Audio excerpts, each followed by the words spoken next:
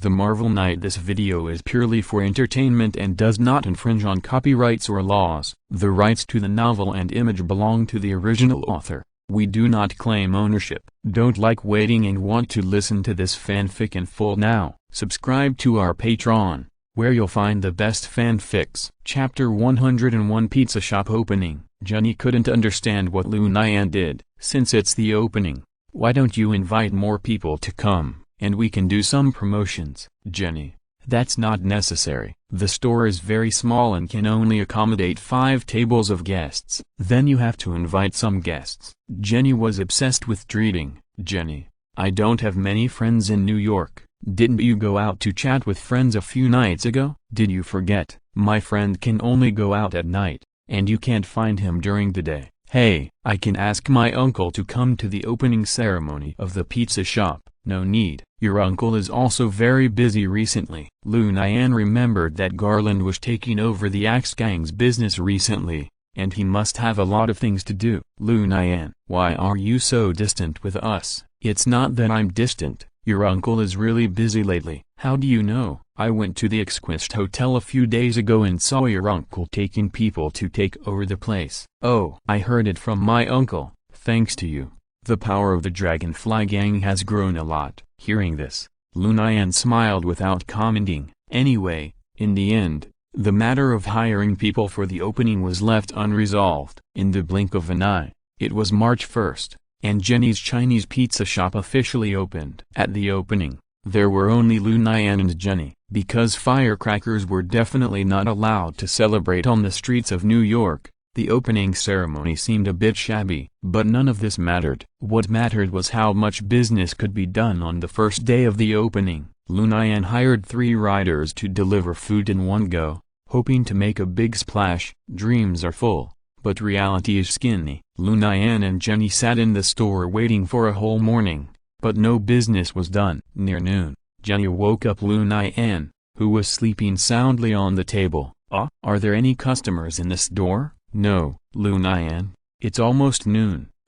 It's been a whole morning, and there's not a single customer? Jenny shook her head and replied, no. Lu Nian couldn't help but sigh when she heard this. In Lu Nian's imagination, the business of the pizza shop should be very busy, but reality gave Lu Nian a ruthless blow. Lu Nian, what should we do now? We can only wait. Lu Nian can only hope that the children handing out flyers outside can be more helpful and bring the first business to the pizza shop.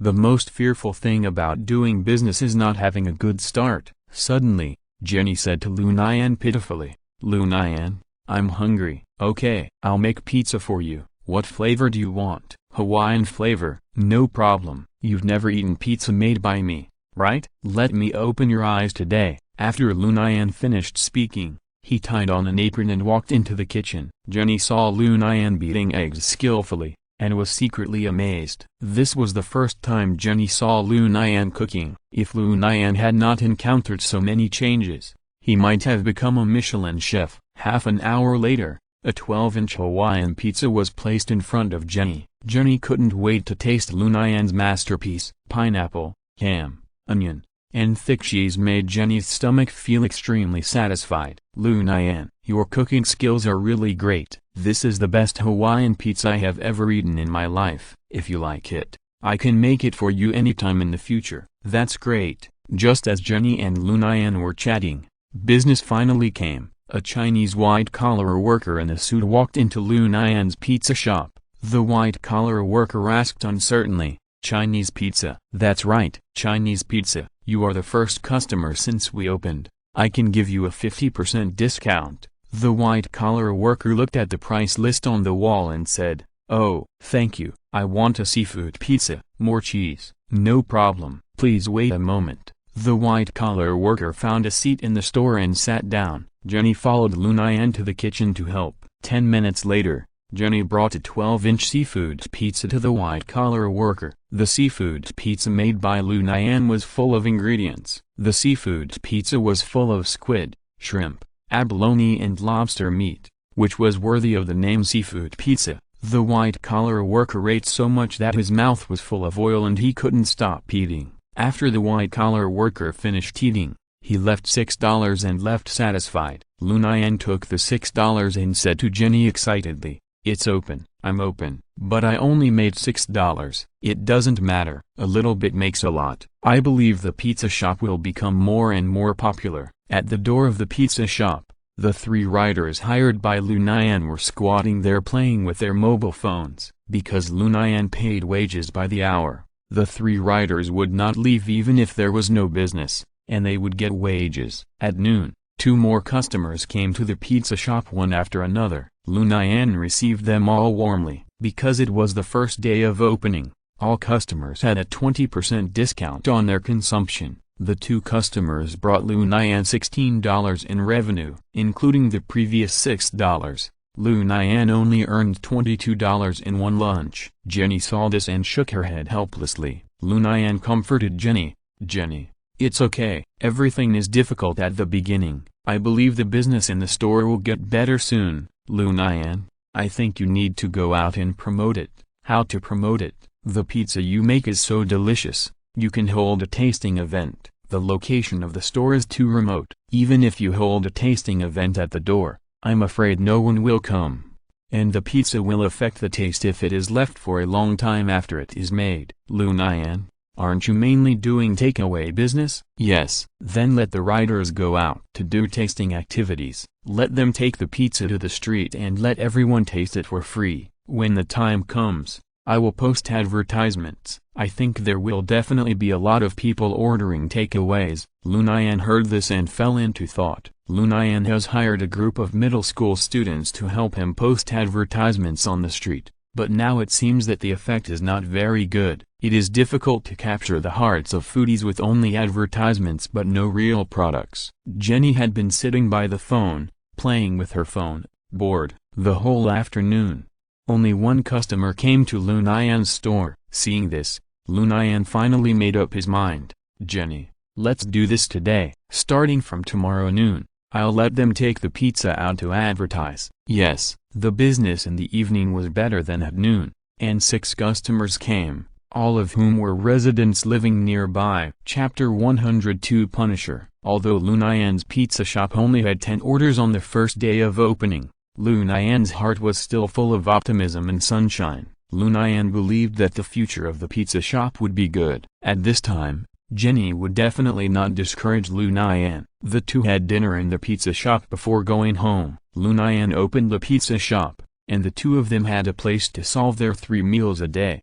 When he returned home in the evening, Lu Nian sat in front of the computer and began to budget for the next day's business. When Lu Nian opened the pizza shop, an evil warrior who supported justice appeared on the streets of New York. He was said to be just because he killed gangsters. He was said to be evil because all the people he killed died in a horrible way and died without a complete body. This guy who made people love and hate him was Punisher. Punisher was originally named Frank Custer, a retired captain of the U.S. Marine Corps. Frank Custer's family all died at the hands of gangsters, so he transformed into Punisher, punishing evil and promoting good, and attacking gangsters in New York. Punisher is just an ordinary person, but he is proficient in guns, driving, fighting, lockpicking, swimming, etc. It is not an exaggeration to say that he is the strongest human, compared with ordinary people only. Punisher has many similarities with Lu Nian. Although Punisher acts under the slogan of punishing evil and promoting good, and upholding justice, it inevitably attracts the attention of the New York police, because Punisher is not tolerated by both the black and white worlds. He was hunted down by both the black and white worlds. The appearance of Punisher soon attracted the attention of SHIELD. As a fairy-like organization on this earth, SHIELD can easily find out things that the police cannot find out. After reading Punisher's information, Nick Fury, the director of SHIELD, became interested in talents and included Punisher in the Avengers plan. At this time, the Avengers had not yet been officially established. Nick Fury was looking for suitable superheroes and invited them to join the Avengers plan. The Avengers project aims to form a superhero team to work together to fight against bad guys. In Nick Fury's plan, the Avengers will be the strongest superhero group on Earth. It is worth mentioning that Lu Nian's information was also placed on Nick Fury's desk. However,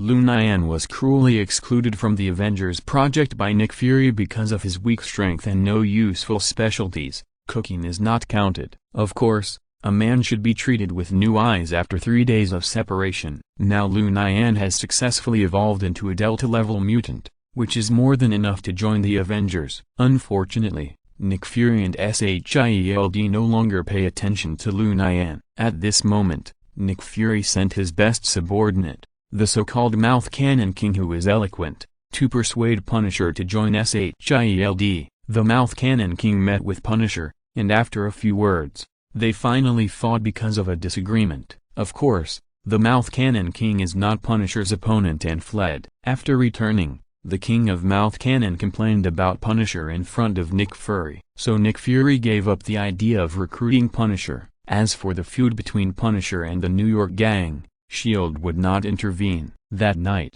Punisher set his sights on another gang leader in New York. Punisher held a photo in his hand and showed a cruel smile on his face. "Boy, my prey tonight is you." Punisher put on his iconic black t-shirt with a huge skull in the center. Then, Punisher was fully armed and ready to go out hunting. Punisher's equipment included an M16 automatic rifle, a Browning pistol with a silencer, a special dagger that could cut iron like mud, as well as shoulder pads, elbow pads and bulletproof vests. With these equipment, Punisher has hunted down more than 10 big and small leaders of major New York gangs. However, the target chosen by Punisher this time lived in the same building as Lu Nian and Jenny. Punisher's target was a leader of the Brooklyn Rail Gang. The Brooklyn Rail Gang was a small gang that made its fortune by relying on the railway. In New York, many gangs made their fortune by relying on the railway. How to make a fortune by relying on the railway? As the world's financial center, New York has developed land, sea and air transportation. Every day, a large number of trains leave from all over the United States for New York. The rail gang developed by eating 2 lines. The rail gang had only 3 people at first, but gradually grew and now has more than 60 members. The main leaders of the rail gang are still the 3 people at the beginning. People become bad when they have money. One day, Punisher accidentally saw the leader of the rail gang, who actually didn't pay after playing with a woman. Punisher was furious at the time. How can a man not pay after playing with a woman? But the leader of the track gang not only refused to pay, but also brought a group of men to insult the woman together. The woman couldn't stand this insult, so she jumped off the building and committed suicide that night. This deeply stimulated the Punisher. So, there was a story that Punisher came to assassinate the leader of the track gang tonight fully armed. There are many ways to kill people, but Punisher often chooses the most cruel and perverted way. Although Punisher claims to be fighting against violence and protecting the good, his means are too intense. Punisher used his lockpicking skills to sneak into the home of the leader of the track gang. At more than 12 o'clock that night, the leader of the track gang returned home drunk. When he turned on the light, he saw a strange man wearing a skull t-shirt standing in the room, and the strange man was still playing with a pistol in his hand. He was immediately sobered up by the alcohol. "Who are you? How did you get in?" the leader of the track gang asked while secretly reaching for the pistol on his waist. "Ah!" A scream suddenly came from the room. Punisher shot the hand of the leader of the track gang with a pistol as he was about to touch the gun. "I advise you to be honest, otherwise, the gun in my hand will not recognize anyone." "What do you want?" "Money? It's all in the safe. I can give it all to you." "Haha." Before the negotiation, did you close the door first? The leader of the track gang looked at the door and began to have some thoughts in his mind. The leader of the track gang secretly calculated in his mind, if I suddenly speed up now, I will be able to successfully escape from this room before he shoots. As long as I can successfully escape to the corridor, he will have no way to do anything to me. Chapter 103, Pursuit. The leader of the track gang had a good idea, but he underestimated his opponent. The leader of the track gang just took half a step out. Bang! Punisher shot the leader of the track gang on the knee. The leader of the track gang lay on the ground, groaning non-stop. Seeing this, Punisher threatened immediately, "Shut up, otherwise, I will blow your head off with the next shot." The leader of the track gang immediately quieted down, not daring to say a word, but his expression looked extremely painful. Punisher walked to the door, looked outside, and closed the door after confirming that it was safe. "You must be very curious. Why did I come to you?" Upon hearing this, the leader of the track gang immediately nodded desperately. "Haha. Actually, I don't know you at all, and I have never met you before. There is no grudge between us." Punisher paused deliberately when he said this. "You must be curious. Since we don't know each other, why should I bother you?" "Actually, it's not me who wants to bother you, but a guy called Justice who asked me to bother you. He said that you have committed many evil deeds and it's time to go." The leader of the track gang was frightened and turned pale. He quickly begged for mercy. "No, don't kill me. I can give you money, a lot of money. Spare you? Don't dream. I can't spare you. I want to let you experience the feeling of living a life worse than death." After saying this, Punisher raised his dagger and walked towards the leader of the track gang, facing the threat of death. The leader of the track gang shouted at the top of his lungs, "No, no, no, help, help, someone come and save me." The sound insulation of this high-end apartment was good, and the call for help from the leader of the track gang did not spread. Punisher was in the room and cruelly abused the leader of the track gang. The leader of the track gang now only hated why he chose to be a bad guy in this life. If he were given another chance, he would definitely choose to be a good person. However, he no longer had the chance to choose. Before leaving, Punisher used a dagger to end the sinful life of the leader of the orbital gang. All this was done secretly, but when Punisher left, he did not take the elevator downstairs, but chose to climb out of the window. Punisher's original intention was to avoid surveillance, but he was accidentally discovered by someone. Lu Nian, who was sleeping at home, suddenly heard a strange noise outside the window, and immediately ran to the window and opened it to check. The next second, Lu Nian and Punisher looked at each other, and both of them were extremely embarrassed. "Ahem, who are you?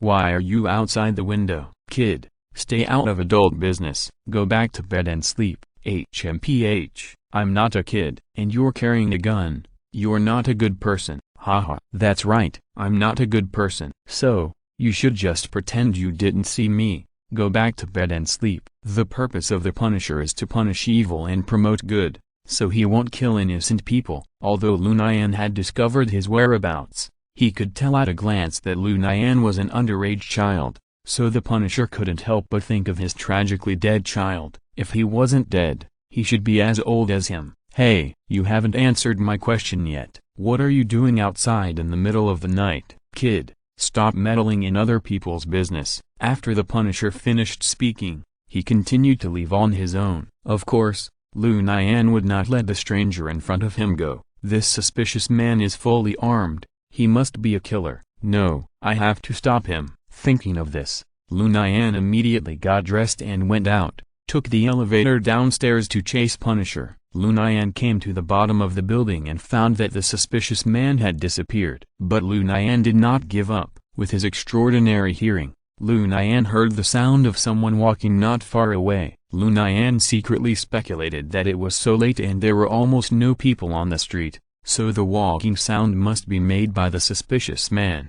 Lu Nian immediately followed the sound and started chasing. Finally, Lu Nian caught up with Punisher under a bridge. Lu Nian shouted at the back of the suspicious man, "Stop!" Punisher turned his head and saw Lu Nian's slightly immature face with the help of the lights on the roadside. "Kid, why are you chasing me?" "Because you are a bad guy." "I want to catch bad guys." "I am a bad guy? Ha ha ha ha ha ha. Don't be afraid, I only deal with bad guys." Seeing the suspicious man put away his gun, Lu Nian couldn't help but feel a little more favorable towards the suspicious man. "My name is Lu Nian." "Uncle, what's your name?" "Me? My name is Frantcaster. You can call me Frant." "Uncle Frant, I'm actually the same as you. I also like to punish evil and promote good." "Oh? Ha ha ha. What can you do with your small body?" "Punishing evil and promoting good is something that should be left to professionals like you." "Uncle Frant, don't underestimate me. I'm not bragging. If it's a one-on-one fight, you are definitely not my opponent." "Haha. Am I underestimated by a kid?" "Uncle Frant, how about, let's have a few moves for fun?" "No, that will hurt you. Ha ha ha." Hearing this, Lu Nian smiled and walked to a big tree on the side of the road. "Ha!" Lu Nian punched the tree. Frant looked at Lu Nian in confusion. What are you doing? Lu Nian turned around and snapped his fingers. The tree immediately fell to the ground. Uncle Friend, do you still doubt my strength now? Chapter 104. Disappointed Lu Nian. Frank ran to the tree, stroked the trunk, and then looked at Lu Nian in surprise. Did you really do this? Haha. Of course I did it. Uncle Friend, do you see anyone else here? Although Frank could also knock down a tree with one full-strength punch, Frank had received professional training, while Lu Nian was just a minor. Great. Have you learned Kung Fu? I learned a little bit. How is it, Uncle Friend? Frank said approvingly. Not bad. Uncle Friend, since you think I'm pretty good, why don't we do it together? At this time, Lu Nian expressed his plan. What? Question mark. Frank didn't expect Lu Nian to make such a suggestion. Uncle Friend, is there a problem? One more person means one more helper, right? Boy, everything I do is very dangerous. For example, tonight, in order to avoid the surveillance in the building, I had to go in and out through the window. I can do it, too. Have you killed anyone? This. I have killed someone. Lu Nian thought to himself. Let's count the octopus horse as one. Haha. If you are with me, killing will become commonplace. Why? Uncle Frank said, gritting his teeth. Because bad guys deserve to die. But what if some bad guys are not that bad? Then I won't do it to him. All the bad guys I target are extremely evil. What they do is unscrupulous. Do you think they deserve to die? Lu Nian answered without hesitation. Damn it. Then are you still going to follow me? Lu Nian nodded firmly. Yes, I want to follow you. When Uncle Frank saw Lu Nian's tender face, he couldn't help but think of his son who died tragically. So, Frank agreed to Lu Nian's request. Okay, next time I take action, I will call you to join me. Great. Uncle Frank, my mobile number is 3030XXXX. Okay, I remember it. Now, you should go home and sleep. Well, goodbye, Uncle Frank. After Lu Nian said goodbye to Frank, he happily returned to Jenny's apartment. When Lu Nian returned home, he found Jenny sitting on the bed with an unhappy face. Lu Nian, where did you go in the middle of the night? Me? I couldn't sleep, so I went out for a walk. Really? Lu Nian replied with a guilty conscience. Yes. Jenny saw that Lu Nian's answer was obviously not confident enough, and she became confused. However, Jenny did not continue to ask, are you still sleeping now? Yes. After Lu Nian finished speaking, he quickly took off his clothes and went to bed. The young couple didn't say a word all night. Early in the morning of March 2nd, Lu Nian and Jenny went to Brooklyn Park for breakfast, and then went to the pizza shop together. Lu Nian followed Jenny's advice and decided to send riders out to distribute free pizzas today. Lu Nian set the time for free pizzas from 11 to 1. For 2 hours, the 3 riders hired by Lu Nian will take pizzas to various squares in Brooklyn for free. Of course, the size of the free pizza will definitely not be the standard 12 inches, but a mini size of 6 inches. Lu Nian, do you really want to do this? Jenny only asked Lu Nian to provide free tasting activities yesterday, instead of giving away free pizzas directly. But Lu Nian considered that it would definitely be unhygienic to carry out tasting activities on the street, so Lu Nian simply gave away free pizzas. Well, please lend a hand and help me prepare the raw materials later. The quantity I will make today may be very large. I will make Hawaiian flavor, seafood flavor, and pastoral flavor. Why don't you just make one flavor? It's all going to be given away for free anyway. Because it's going to be given away for free, the pizza must have all flavors to satisfy all kinds of people's tastes. Only in this way will they remember my pizza shop. But if you do this, won't we lose a lot? No, if the pizza is made in large quantities, the cost will be much lower. Moreover, I decided to carry out the free pizza giveaway for 3 consecutive days. 3 days, giving away 90 pizzas for free a day. That's 270 in 3 days. Lu Nian, just give it away for 1 day. Or 2 days will be fine too. Lu Nian shook his head. We do this to attract popularity. 1 or 2 days won't have a very good effect. In fact, 3 days is too little. I wanted to give it away for a week.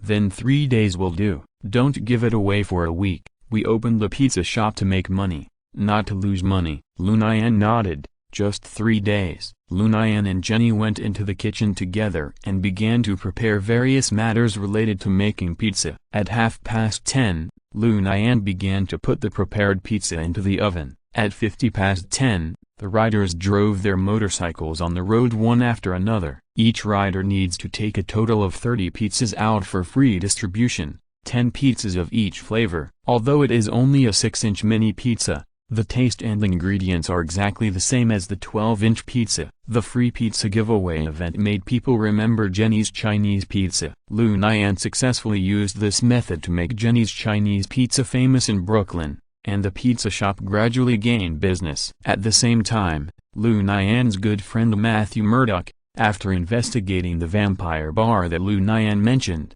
got a lot of clues about vampires. But Matthew Murdoch did not inform Lu Nian immediately, because the more he investigated, the more frightened Matthew Murdoch felt. Vampires are a large group. Although they are not as good as humans, vampires can rely on their strong personal strength to compete with humans. If the relationship between the two sides is not handled properly, a worldwide racial war is likely to break out. This result is definitely not what Matthew Murdoch wants to see. In the end, Matthew Murdoch chose to make a big deal out of a small matter, and a small matter out of a big matter. Humans still have many internal issues to deal with and have no time to fight a war with vampires. And Matthew Murdoch knows that the thermal weapons that humans have always relied on cannot kill vampires at all. It's better to have less trouble than more. Matthew Murdoch left a message to Lu Nian, asking Lu Nian not to pursue the vampire matter anymore. This incident made Lu Nian disappointed with Daredevil for the first time. Lu Nian attached the labels of coward and fearful to Daredevil. Chapter 105, Punishing Evil and Promoting Good. Orbital Gang. 3 days later in the afternoon, Lu Nian received a call from Uncle Friend. Lu Nian? Uncle Friend? Yes, it's me. Do you have time tonight? Uncle Friend, do you want to? That's right, I'm going to punish evil and promote good again tonight. Do you want to act with me? Great, I want to go. The matter of Daredevil made Lu Nian very unhappy. Lu Nian felt that he urgently needed to do something just to vent his depressed emotions. At this time, Uncle Friend called, which was exactly what Lu Nian wanted. Jenny saw Lu Nian's face full of excitement, rubbing his hands, and walked over curiously. Lu Nian, who called just now? A good friend. What's the matter? Ask me to go out and play together tonight. Jenny heard that. Her face immediately became unhappy. Are you going to the bar? Lu Nian was so scared that he waved his hands and said, No, of course not. This time, Friend was still targeting the leader of the track gang. There are 3 leaders in the Orbital Gang. After Friend killed one, there are still 2 left. The death of their accomplice not only did not make the other 2 leaders restrain themselves, but made them even more brutal. The leader Friend targeted recently planned to take his men to join another big gang in Brooklyn, the Society of God. The Society of God is one of the top 10 gangs in Brooklyn. The leader of the Society of God recruits believers in the name of God. The number of people in the Society of God alone exceeds 10,000. Of course, these 10,000 people will definitely not go out to fight and kill. Among the 10,000 believers, some are responsible for paying money, and some are responsible for working. The leader of the Society of God selected dozens of powerful believers from more than 10,000 believers and organized a law enforcement team. The law enforcement team is nominally to monitor the believers of the Society of God, but in fact it is to protect their own safety. The Society of God rarely participates in various major events of New York gangs, and has no dealings with other gangs in Brooklyn. The Illuminati neither fights for territory nor for resources with other gangs. On the surface, the Illuminati is more like an ordinary religious group. But in fact, the boss of the Illuminati is a veritable devil. The boss of the Illuminati obeys AIM, Advanced Idea Mechanics. AIM is a long-standing organization, composed of a large group of crazy scientists and some extremists who advocate using violence to make huge profits. During World War II, AIM developed various advanced weapons for Hydra. Later, AIM and Hydra parted ways because of different philosophies. Although AIM's behavior is sometimes crazy, AIM has never thought of dominating the world. They just want to make money. One more thing to add is that they use advanced technology to make money. AIM has developed a new weapon that requires a lot of human experiments. AIM has set its sights on the Illuminati, which has many believers. So, AIM sent people to persuade the boss of the Illuminati to join AIM. Of course, the persuasion process was very violent, and the Illuminati's law enforcement team was almost wiped out. The leader of the Shinzao finally chose to surrender. After all, it is good to take shelter under a big tree. Since then, the Shinzao has become a gang organization under AIM. At present, AIM is using the believers of the Shinzao to conduct a very special experiment. The leader of the Shinzao blocked the news that most of the law enforcement team was killed or injured. After all, cooperation with AIM is something that cannot be seen in the light. But in order to replenish the lost law enforcement team, the leader of the Shinzao had to reselect. At this time, the leader of the track gang was willing to bring people to surrender. The two of them instantly fell in love with each other. They hit it off on the spot. The leader of the Shinzao decided to accept the people of the track gang and directly arrange them into the law enforcement team. The two agreed on the date for surrender, and the day that Fran chose to take action was the day when the leader of the track gang brought people to surrender to the Shinzao. Fran first took Lu Nian to his home. Like all single men, Fran's home was a mess. Lu Nian looked at the dirty and messy room and couldn't help frowning. Although Lu Nian has lived in the slums since he was a child, Lu Nian's mother has kept the house spotless. Compared with Fran's house, there is a world of difference. Fran also knew that his house was very dirty, and explained embarrassedly, "Lu Nian, because I am rarely at home, the house has basically never been cleaned." "I think it has never been cleaned?" Hee. Fran laughed embarrassedly after being exposed by Lu Nian's lie. "Uncle Fran, you should tell me how we will act tonight." "Our target tonight is the leader of the track gang." "The track gang?" "The track gang is a gang in Brooklyn that specializes in truck sales." "Oh, it seems that these people are a group of bad guys." "Well, but the worst one is still the leader of the track gang. According to my investigation, the guy we are going to kill today is a complete villain." "What did he do?" "Fighting is commonplace for the members of the track gang. After all, in Brooklyn, the track gang is not the only gang that takes advantage of other gangs. But the leader of the track gang has no bottom line in doing things. Before, there was a small gang in Brooklyn with only a dozen people called the Winnie Gang, which also took advantage of other gangs. There was a conflict between the track gang and the Winnie Gang,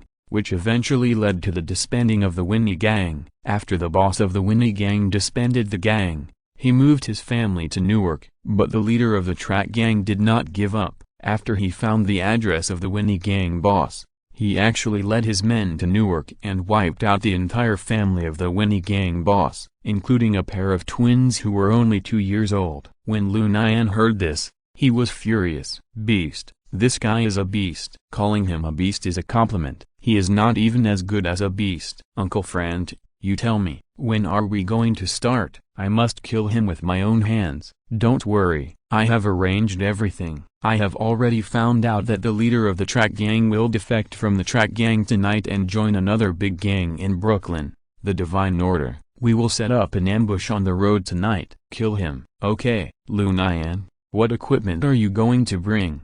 You don't want to fight with your bare hands?" "Of course not. I still have a lot of weapons here. You can pick any one." After saying that, Fran took Lu Nian to his locker. There are a total of 6 lockers, and each storage compartment contains a long gun and a short gun, as well as other supporting equipment such as daggers, flashlights, knee pads, wrist guards, etc. "Lu Nian, let me make it clear in advance. The cabinet with the M16 and Browning pistol is for me only. You are not allowed to touch it." Chapter 106, Punishing Evil and Promoting Good. Orbital Gang. "Okay, Uncle Fran." Lu Nian turned his attention to the other 5 storage compartments. M4, AK, SG-556, MP5, SL8. All of them are good guns. What made Lu Nian feel bright was that each gun had been carefully wiped by Uncle Fran, and the barrel was shiny and flashing with cold light. The neat storage cabinet formed a sharp contrast with the messy room. This shows how much Uncle Frank loves guns and how well he does daily maintenance. Lu Nian thought about it and chose SL8 as his weapon.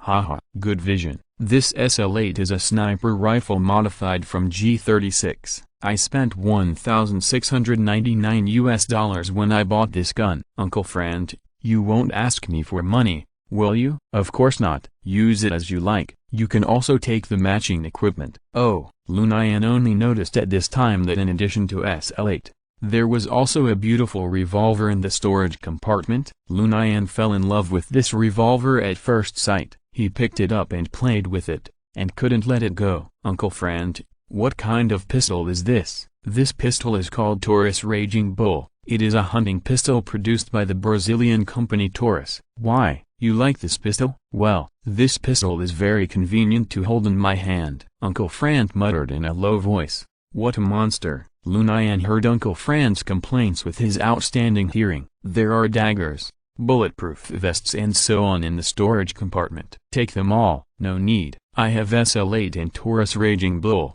which is enough. Safety first. We are about to face vicious gangsters. We must not be careless. Then at least put on the bulletproof vest. This. Lu Nian saw Uncle Frank's unquestionable eyes and had to nod silently. Okay, I'll wear it. Under the supervision of Uncle Frank, Lu Nian put on the bulletproof vest. Uncle Frank nodded with satisfaction. Let's check the equipment for the last time, and then set off for the ambush site. Okay. Lu Nian carefully checked the condition of the gun, and after checking it was correct, he put the SL8 on his back and took the Taurus Raging Bull in his hand. Uncle Frank shook his head when he saw this. Don't you feel uncomfortable holding the revolver in your hand? No, I feel that this gun is very light in my hand. Okay, however, unless you have to, I don't recommend you to fire the Taurus Raging Bull, because the recoil of the Taurus Raging Bull is too great. Thank you Uncle Frank for reminding me. I will be careful. Uncle Frank looked at his watch. It was already past 10 o'clock. Let's go. Okay. Uncle Frank and Lu Nian left the rental house and disappeared into the night. The two came to an intersection near the Brooklyn train station. Uncle Frank, are you sure the leader of the track gang will pass by here? Of course. He will flee with a dozen of his men at 12 o'clock tonight and go to join the Divine Illuminati, and this is the only way for him to pass. Uncle Frank, how did you know such confidential information? Uncle Frank showed a mysterious smile on his face. Haha, there are a few drunkards in the track gang. I invited them to drink and easily got them out. Hey, idiot teammates are really the most terrible. Fortunately, you are not an idiot teammate. Lu Nian heard this and deliberately made a face at Uncle Frank. Okay, kid, there is still some time before they arrive. Relax. In the middle of the road, Uncle Frank put up special ground spikes, and as long as a car passes by, it will definitely burst the tire. Although doing so may cause accidental injury, Uncle Frank made it clear, for the sake of justice, you can lose the details. Lu Nian agreed with this. At about 12:20 in the evening, 4 cars appeared in the sight of Lu Nian and Uncle Frank. Uncle Frank, that should be them, right? I don't know. We'll know when their tires burst and they come down to fix them. Remember, our target is a bald man. Don't worry, Uncle Frank. Why don't we have a competition to see who kills that guy first? Okay, but I will definitely not lose to you. How do you know if you don't try? Then what's our bet? If Uncle Frank wins, Uncle Frank can eat pizza in my pizza shop for free in the future. You can eat as much as you want. Okay, if you win, I'll give you the Taurus Raging Bull. Uncle Frank saw that Lu Nian liked the Taurus Raging Bull very much, so he made such a bet. Okay, it's a deal. A few minutes later, there were bursts of tire explosions on the road. Squeak, squeak, squeak, squeak, squeak, squeak, squeak, squeak, squeak. All 4 cars were punctured. The 4 members of the rail gang who were in charge of driving got out of the car and checked the condition of the car. Damn it, who is so wicked, spreading nails in the middle of the road? The experienced driver saw at a glance that the tires must be changed in this situation. The people in the car got out of the car to be on guard, but the leader of the rail gang did not get out of the car. This made Lu Nian and Uncle Frank, who were hiding in the dark and wanted to snipe the target directly, full of complaints. Shit, this lazy guy actually didn't get out of the car. That's right, all the men got out of the car, But that guy didn't get out. What a jerk. Just wait and see how I'll deal with him. Lu Nian. Uncle Frank, I'm here. Just give the orders. Let's just rush up and kill them. But we have to make a quick decision. If we stay too long, the police will definitely come. Okay, you attack from the right, and I'll attack from the left. We'll attack from both sides and wipe them out. Okay, action. Lu Nian and Uncle Frank, one on the left and the other on the right, quietly approached the target. At this time, the tires of the 4 cars were being changed halfway. Uncle Frank raised the M16 in his hand and shot 2 drivers who were changing tires directly with 2 precise bursts. The other members of the track gang reacted quickly and immediately used the car doors as cover to raise their guns and fire back. When Lu Nian heard that Uncle Frank had started firing, he immediately raised the SL8 and fired. At a distance of less than 400 meters, with the help of a sniper scope, even if Lu Nian couldn't hit the head with every shot, it wouldn't be a big problem for him to hit the target. The members of the rail gang soon found themselves being attacked from both sides. The leader of the rail gang was hiding in the car at this moment, trembling. Chapter 107, Punishing Evil and Promoting Good. Orbital Gang. After Uncle Frank had used up a magazine of bullets, he did not choose to continue using the M16. Uncle Frank quickly put the M16 on his back, decisively took out the Browning pistol, and bravely launched a charge. At this time, the members of the track gang were dead or injured, and there were only 3 members left who were still capable of fighting. Seeing Uncle Frank charging with a pistol, Lu Nian followed suit. Lu Nian decisively put away the SL8, took out the Taurus Raging Bull and rushed towards the 4 cars. Uncle Frank was not only good at using the M16, but also a good pistol shooter. Pa pa pa. After a volley of bullets, only one of the 3 track gang members who were still resisting was left. The situation is stronger than the people. Seeing that the situation was not good, the lone man decisively discarded his weapon, knelt on the ground with a thump, then raised his hands and shouted, "Don't shoot, I surrender. You traitor, you spineless guy, go to hell." Bang! The leader of the track gang sitting in the car immediately took out his pistol and shot his surrendering subordinate to death. Lu Nian and Uncle Frank were shocked to see the internal strife in the track gang, but they did not stop. The 2 quickly came to the center of the battle. Uncle Frank checked the fallen track gang members one by one with a gun. Uncle Frank sent all the injured track gang members to have tea with God one by one. Seeing this, Lu Nian looked reluctant, but he hesitated to speak. Uncle Frank saw Lu Nian's expression and immediately understood Lu Nian's thoughts. "Lu Nian, you must never be soft-hearted towards bad guys. But they are just minions, just following orders. Lu Nian, you are too naive. They obviously have many choices. They can choose to be a good person, a normal person, an ordinary person. But they chose to degenerate. They voluntarily chose to be a gang member, so they deserve to die."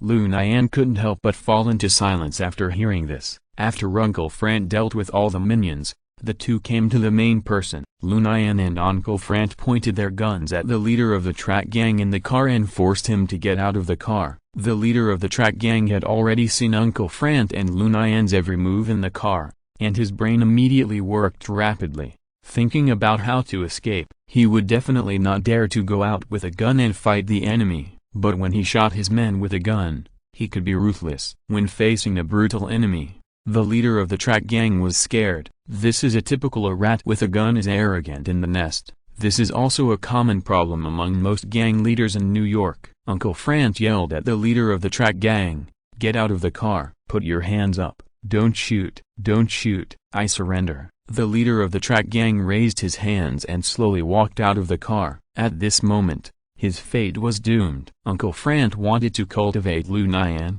so he said to Lu Nian, "Lu Nian, I'll leave this bastard to you.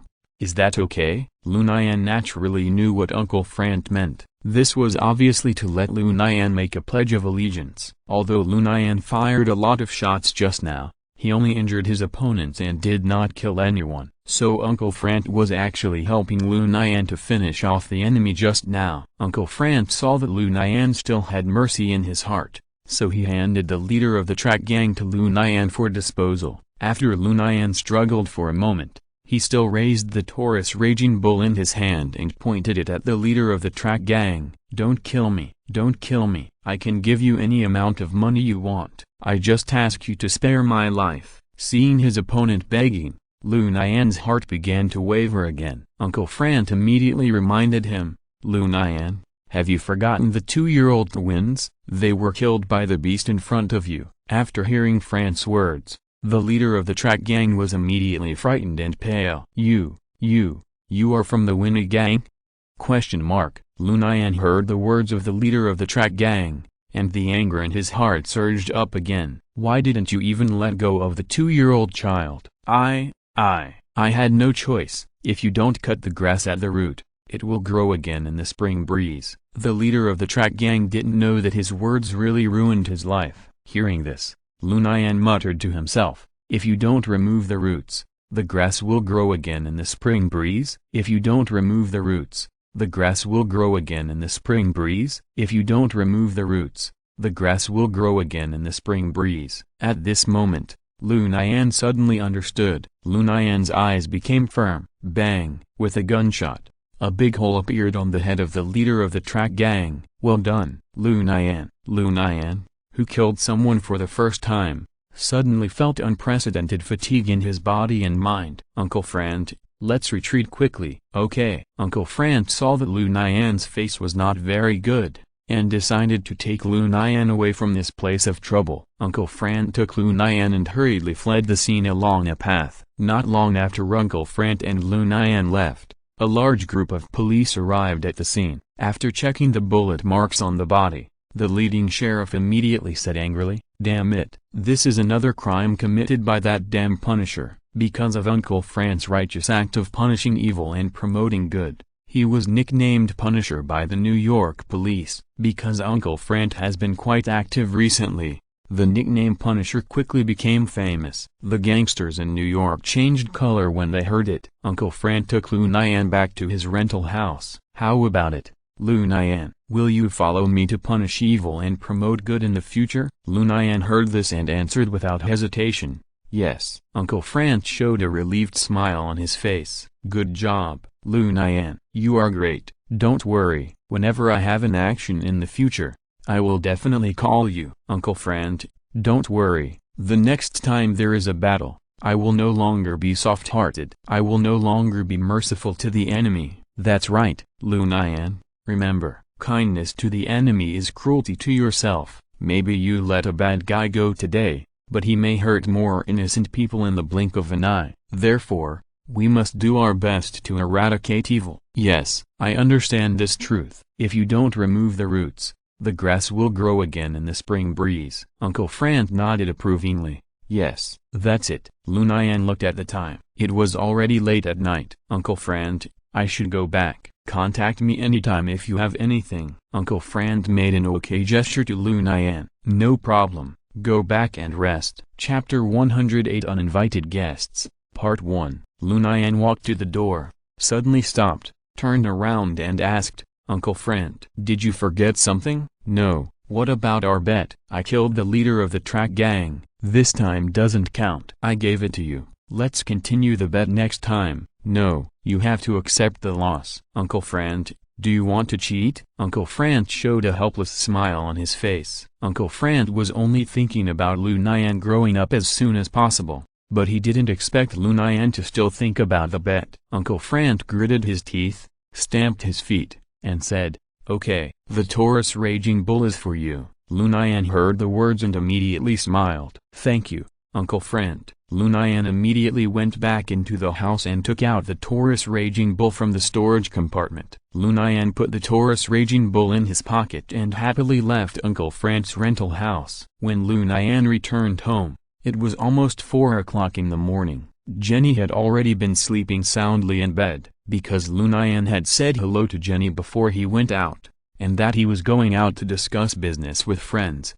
Jenny was relieved to sleep alone at home. The first thing Lu Nian did when he got home was to throw his clothes into the washing machine. There were a little blood and a large stain on the clothes. If Jenny found it, Lu Nian would definitely have to explain it again. In order to save trouble, Lu Nian simply disposed of all the evidence. The next morning, Lu Nian was shaken up by Jenny. Lu Nian asked Jenny sleepily, "Jenny, is there anything wrong? If it's okay, let me sleep a little longer." "What time did you come back last night?" 3 o'clock. "Why did you come back so late?" "I had a lot of fun with my friends last night and forgot the time for a while." "Huh, is it a man or a woman?" "Of course it's a man." "Then you sleep a little longer. I'll cook at home this morning." Okay, then I'll continue to sleep." After Lu Nian finished speaking, he turned over and continued to sleep. During the day, Lu Nian and Jenny continued to work at the pizza shop. As Lu Nian's pizza shop became more and more famous, the business of the pizza shop became more and more prosperous. From the first day when there were only 10 orders, the pizza shop can now do hundreds of orders a day. Lu Nian is very busy every day, because every pizza needs to be made by Lu Nian himself. Just like this, another week passed. This week, several major events happened in the world. The first major event was the birth of Iron Man. Tony Stark said the classic and domineering words "I am Iron Man" in front of the public for the first time. The second major event was that Stephen Strange went to the Himalayas to seek medical treatment. Stephen Strange is the future Doctor Strange. But now, he is just a poor man whose hands cannot move freely. In order to cure his hands, Stephen Strange decided to climb the highest peak on Earth and seek help from the Masters. The third major event was that Dr. Bruce Banner returned to the United States from Russia with the help of his good friend Rick Jones. A few months ago, a Russian scientist Gargoyle accidentally discovered Hulk. He tried his best to bring Hulk back to Russia for research. As a result, after Hulk had a big fight in Russia, he finally succeeded in defeating the Gargoyle. The fourth major event was that Thor was thrown down to Earth by his father. Thor was arrogant and carried away his pride, which angered Odin. Odin was furious and threw Thor down to Earth, and this Earth is the Earth. The fifth major event was that S.H.I.E.L.D. successfully salvaged the Cosmic Cube from the bottom of the Atlantic Ocean. Along with the Cosmic Cube, Captain America, who had been sleeping for decades, was also salvaged by S.H.I.E.L.D. The future of this world is destined to be more and more exciting. At noon that day, an uninvited guest arrived at Lu Nian's pizza shop. As soon as Jenny saw the uninvited guest, she immediately shouted, "Lu Nian, look, it's Iron Man." Lu Nian turned his head and was shocked. "Damn it, why is Iron Man in my shop?" Tony Stark pressed the switch on his helmet, put away the mask, and revealed his face that he thought was very handsome. "Why can't I come to your store to eat pizza?" "You come to your store to eat pizza? Why are you dressed like this?" "Oh, boy, don't worry about these details. I was testing the performance of this armor, and when I passed by here, I happened to be a little hungry." "Don't worry, I will pay." "It's not a matter of money." Iron Man suddenly appeared in the pizza shop, and immediately attracted a large number of people to come and watch. Not only a large number of onlookers, but also a large number of media were on their way. Tony Stark found a chair and sat down without hesitation, and the result was, bang, the chair broke into pieces because it could not bear the weight of the armor. Tony Stark sat down on the ground in embarrassment. "Oh, fuck." Tony Stark got up from the ground and couldn't help but swear. But Tony Stark soon realized that he had said the wrong thing. "I'm sorry, I wasn't talking to you just now. I was talking to this chair," Tony Stark said, glancing at the chair on the ground that was in a terrible state. But when Tony Stark turned his head, he saw a hint of anger on Lu Nian's face. Lu Nian said silently, "You broke my chair." "Isn't it just a chair?" "Boy, I'm not saying anything bad about you. You should buy some sturdier chairs. I fell down today to remind you." "Fortunately, it was me who fell. If it was someone else who fell, they would definitely blackmail you. Since it was me, forget it." Hearing this, everyone present must have thought that everything was fine. However, what everyone didn't expect was that Tony Stark continued to say leisurely, "Just treat me to a free lunch." After hearing what Tony Stark said, Lu Nian suddenly had the urge to beat Tony Stark up. "If I understand correctly, what you meant just now is that you came to my shop for no reason, broke my chair, and asked me to buy you a free lunch." Tony Stark waved his hand casually. "That's what I meant. Hurry up and make me a pizza, kid. My stomach is already growling." Jenny saw that Lu Nian was angry, and immediately pulled Lu Nian aside. "Lu Nian, Hurry up and make him a pizza. Tony Stark is a world-famous billionaire. This is a good opportunity to increase the popularity of our pizza shop. If you're listening to this novel on a channel other than Fanfic World, it means they downloaded and uploaded it without effort. We cordially invite you to visit our channel, Mundo Fanfic Novelist. There you'll find the original version of this story and you can explore many other novels of various genres. We are waiting for you to immerse yourself in a world of incredible novels. Chapter 109 Uninvited Guests, Part 2. Jenny, I won't make pizza for him. This guy is so hateful. He broke the chair in my shop and he even wants me to treat him to lunch. Dream on, Lu Nian. Don't you know who he is? Of course I know, Tony Stark, Iron Man. No, that's not what I'm talking about. I'm talking about Tony Stark's identity. Billionaire, playboy, scientific genius. Since you know, why do you still have this attitude? Even if the President of the United States comes to my shop to eat and breaks the chair, he still has to pay compensation. But Tony Stark is more powerful than the President of the United States. I don't care who he is. He broke my chair and he must pay compensation. Lu Nian's thinking is different from that of ordinary people. Lu Nian is only 16 years old now and has almost no social experience. If it were someone else, they would definitely think about how to curry favor with Tony Stark and how to get close to Tony Stark. But Lu Nian would never do that. Lu Nian believes that right is right, wrong is wrong. If you do something right, you must insist on it, and if you do something wrong, you must apologize. Seeing that Lu Nian was very determined, Jenny stopped trying to persuade him. Tony Stark looked at Lu Nian curiously. Are you sure you want me to compensate you with a chair? Yes. Hearing Lu Nian's firm answer, Tony Stark couldn't help but look at Lu Nian again. Tony Stark didn't know how long it had been since he saw such clear eyes. Tony Stark read something called faith from Lu Nian's clear eyes. Okay, I'll compensate you. Tell me, how much do you want me to compensate you? $10. Oh, $100,000. Send me your bank account number and I'll transfer $100,000 to you immediately. Not $100,000. It's $10. Oh, $10. I'll transfer it right away. Wait, did I hear you right? You want me to compensate you $10? You heard it right. It's $10. Why is it $10, not $100,000? Because I bought this chair for $10. So I only want $10 from you. Tony Stark immediately waved his hand at Lu Nian. No, no, no, no, we can't do that. I broke your chair. Shouldn't I compensate you for some mental damages? Just $100,000. I don't want it. I just want $10. Who knew Lu Nian was just like a stubborn donkey, and he would not change his mind once he made up his mind. Tony Stark has been in New York for so long, and no one has ever asked him for $10 in compensation. For Tony Stark, face is more important than anything else. Tony Stark would never do such a cheap thing as paying you $10 in compensation. No, I want to compensate you $100,000. Send me your bank account number. No, I just want $10. One insisted on paying $100,000, while the other insisted on only $10. Tony Stark and Lu Nian got into a fight. Damn it, you want $10?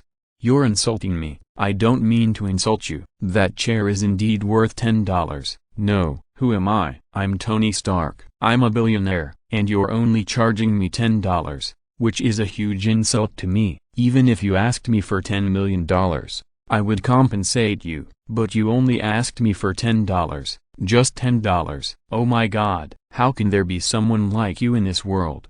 What do I need your $10 million for? I just want my $10. Jenny was extremely anxious watching Lu Nian and Tony Stark quarreling. Jenny couldn't convince Lu Nian or Tony Stark. Enough, enough, asshole. I won't pay a penny. That's not up to you, Humphrey. If you have the guts, catch up with me, Tony Stark said, and the engines in his hands started immediately. Tony Stark put on his iron suit again, left the pizza shop, and jumped into the air. Humphrey, you owe me $10 and you want to walk away? No, Lu Nian said, and then he disappeared from the pizza shop with a whoosh. Lu Nian ran all the way on the ground, chasing the Iron Man in the sky. Tony Stark, wearing an iron suit, did not fly home, but flew directly to the open-air terrace of a five-star hotel in Manhattan, New York, and landed. "Damn it, I didn't have lunch. I'm starving." Tony Stark called and ordered food directly on the rooftop. When the manager of this five-star hotel heard that it was Tony Stark on the other side,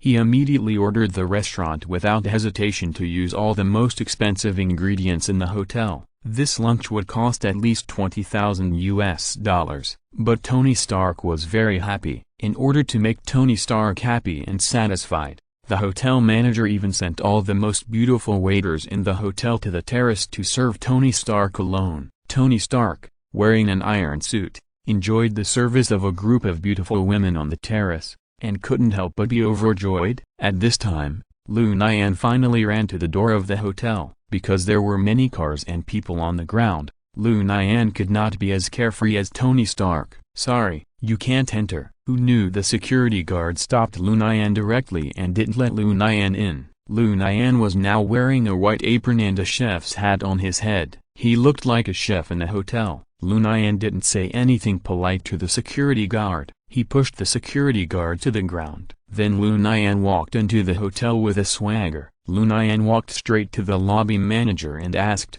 "Excuse me, have you seen Tony Stark?" The lobby manager saw Lu Nian wearing a chef's uniform and thought he was here to cook for Tony Stark. He didn't doubt it and directly told Tony Stark's whereabouts. "Mr. Stark is dining on the top floor." Lu Nian heard this and thanked politely, "Thank you." After thanking the lobby manager, Lu Nian walked to the elevator, intending to go to the top floor to find Tony Stark to collect debts. The lobby manager looked at Lu Nian's back as he left, and he was hesitant to speak. On the hotel terrace, Tony Stark had just finished his meal and was about to go home. $100,000. No need to change. Tony Stark generously paid $100,000 for this extravagant lunch. Tony Stark. Just when Tony Stark was about to fly high into the sky, a roar reached Tony Stark's ears. Tony Stark looked in the direction of the voice and was surprised to find that it was Lu Nian who was calling his name. You,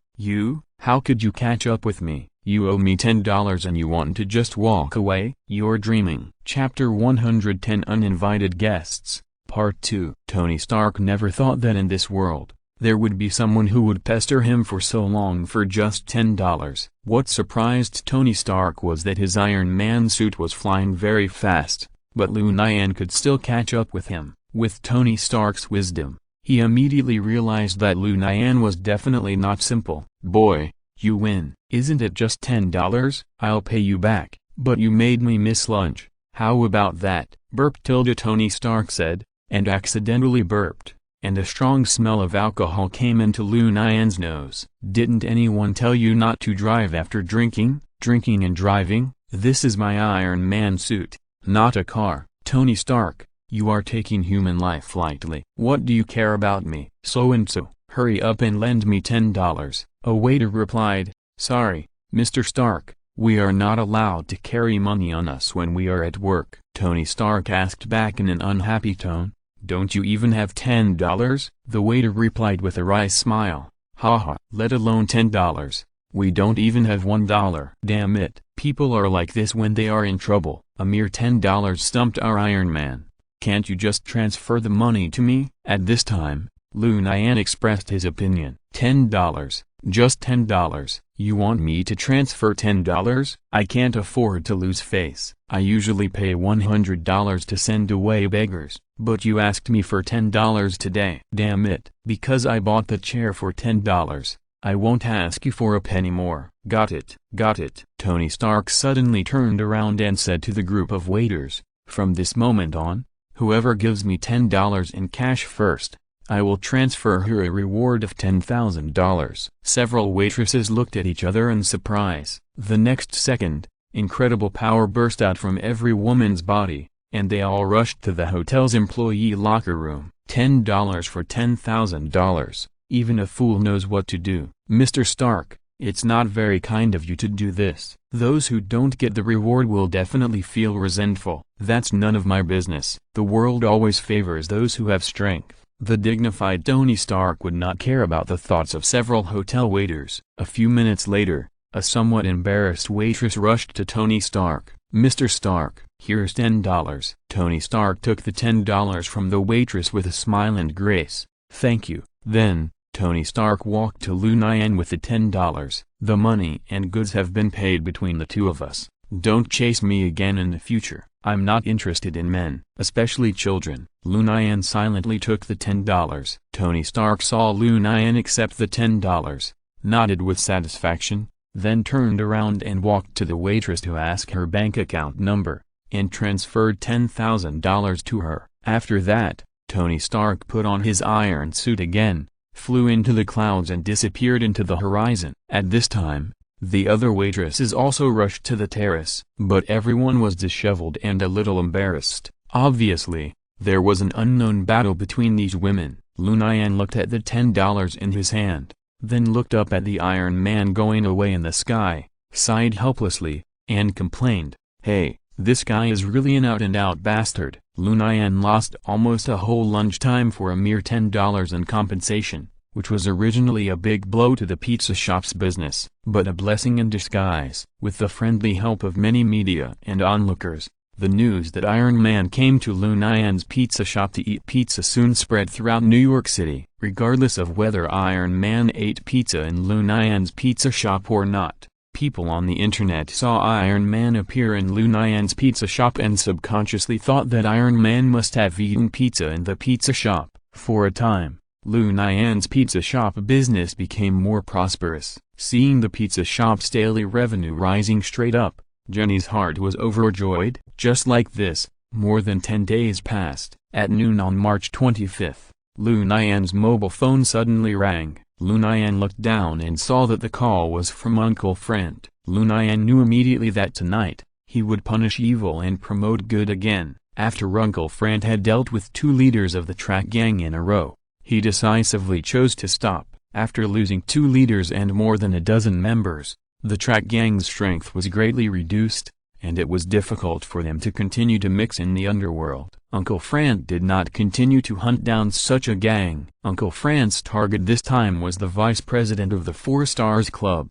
The 4 Stars Club was a gang organization founded by a group of Koreans in New York, with hundreds of members. The main business of the 4 Stars Club is smuggling, which is carried out by sea. The 4 Stars Club has several very complete and mature smuggling channels. If it was just smuggling ordinary goods, Uncle Frank would not target this gang organization. Many gangs in New York took a fancy to the smuggling channels in the hands of the 4 Stars Club, so they cooperated with the 4 Stars Club. One of the notorious gangs is the Black Feather Gang. The main business of the Black Feather Gang is to do human business, which is simply human trafficking. The Black Feather Gang used the 3 Stars Club to traffic a large number of people from South America to New York. The fate of these trafficked people was miserable without exception. They were either sold as slaves or captured for human experiments. Uncle Frank first targeted the Black Feather Gang, but after observing for a few days, he found that the person in charge of this matter was the vice president of the 4 Stars Club. So, Uncle Frank planned to enforce justice tonight and kill the vice president of the 4 Stars Club. That night, Lu Nian came to Uncle Frank's rental house on time at 9 o'clock. "Lu Nian, I haven't seen you for a few days. I heard that you have a friendship with Iron Man." "Don't mention it. A friendship of $10. Oh, that's not bad. I don't even have a friendship of $1 with Iron Man." Lu Nian heard this and instantly frowned. Uncle Frank saw Lu Nian's face full of contempt and laughed. "Haha, I was just joking to lighten the mood. Don't mind, don't mind." "Uncle Frank, who are we going to deal with tonight?" "The vice president of the 4-Star Association." "Oh, what evil things did he do?" "Human trafficking." Hearing this, Lu Nian's eyes immediately burst into a sharp light. "He deserves to die." Chapter 111. Punishing Evil and Promoting Good. 4-Star Society. The vice president of the 4-Star Club lives in a luxury villa area in the southern part of Brooklyn. The entire luxury villa area is located on a small hill, with only 12 households. It can be seen how rich the vice president of the 4-Star Club is. Since he is the vice president of the 4-Star Club, it is natural for him to be afraid of death. According to Uncle Frank's observation, there are at least 30 bodyguards in the villa, and each bodyguard has a gun. One of the bodyguards is even Uncle Fran's former comrade in arms. Uncle Fran used to be a U.S. Marine. Just look at Uncle Fran's skills,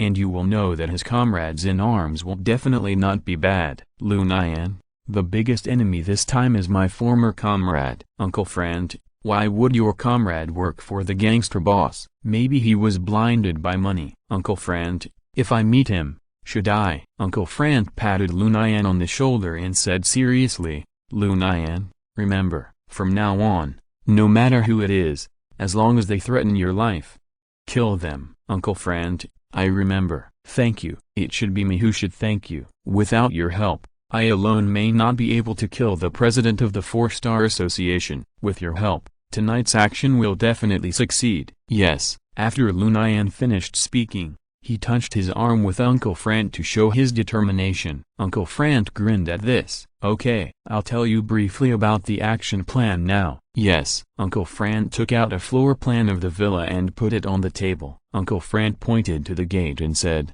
Lu Nian, this is the gate of the villa. The president of the 4-Star Club will not go out until after midnight every night. Why does he go out at night? I've been observing outside the villa for a week. He goes out after midnight every night and stays at home to rest during the day. Night owl, who knows? My plan is to cut off the power in the villa from the outside, then break into the villa in the dark, kill the president of the 4-Star Club, and then leave quickly. But it's so dark.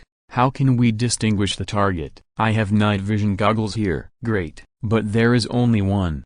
So, you stay outside the villa to support me, and I will go into the villa alone to kill the target. No, Uncle Fran, this is too dangerous. Ha. Which operation like ours is not dangerous? Last time when we eliminated the leader of the orbital gang, wasn't there an exciting gun battle? I believe tonight's gun battle will only be more intense. Don't forget, we have to face more than 30 bodyguards tonight. There are at least twice as many enemies as the last time we took action. Uncle Fran, don't worry, I won't show mercy when we take action tonight.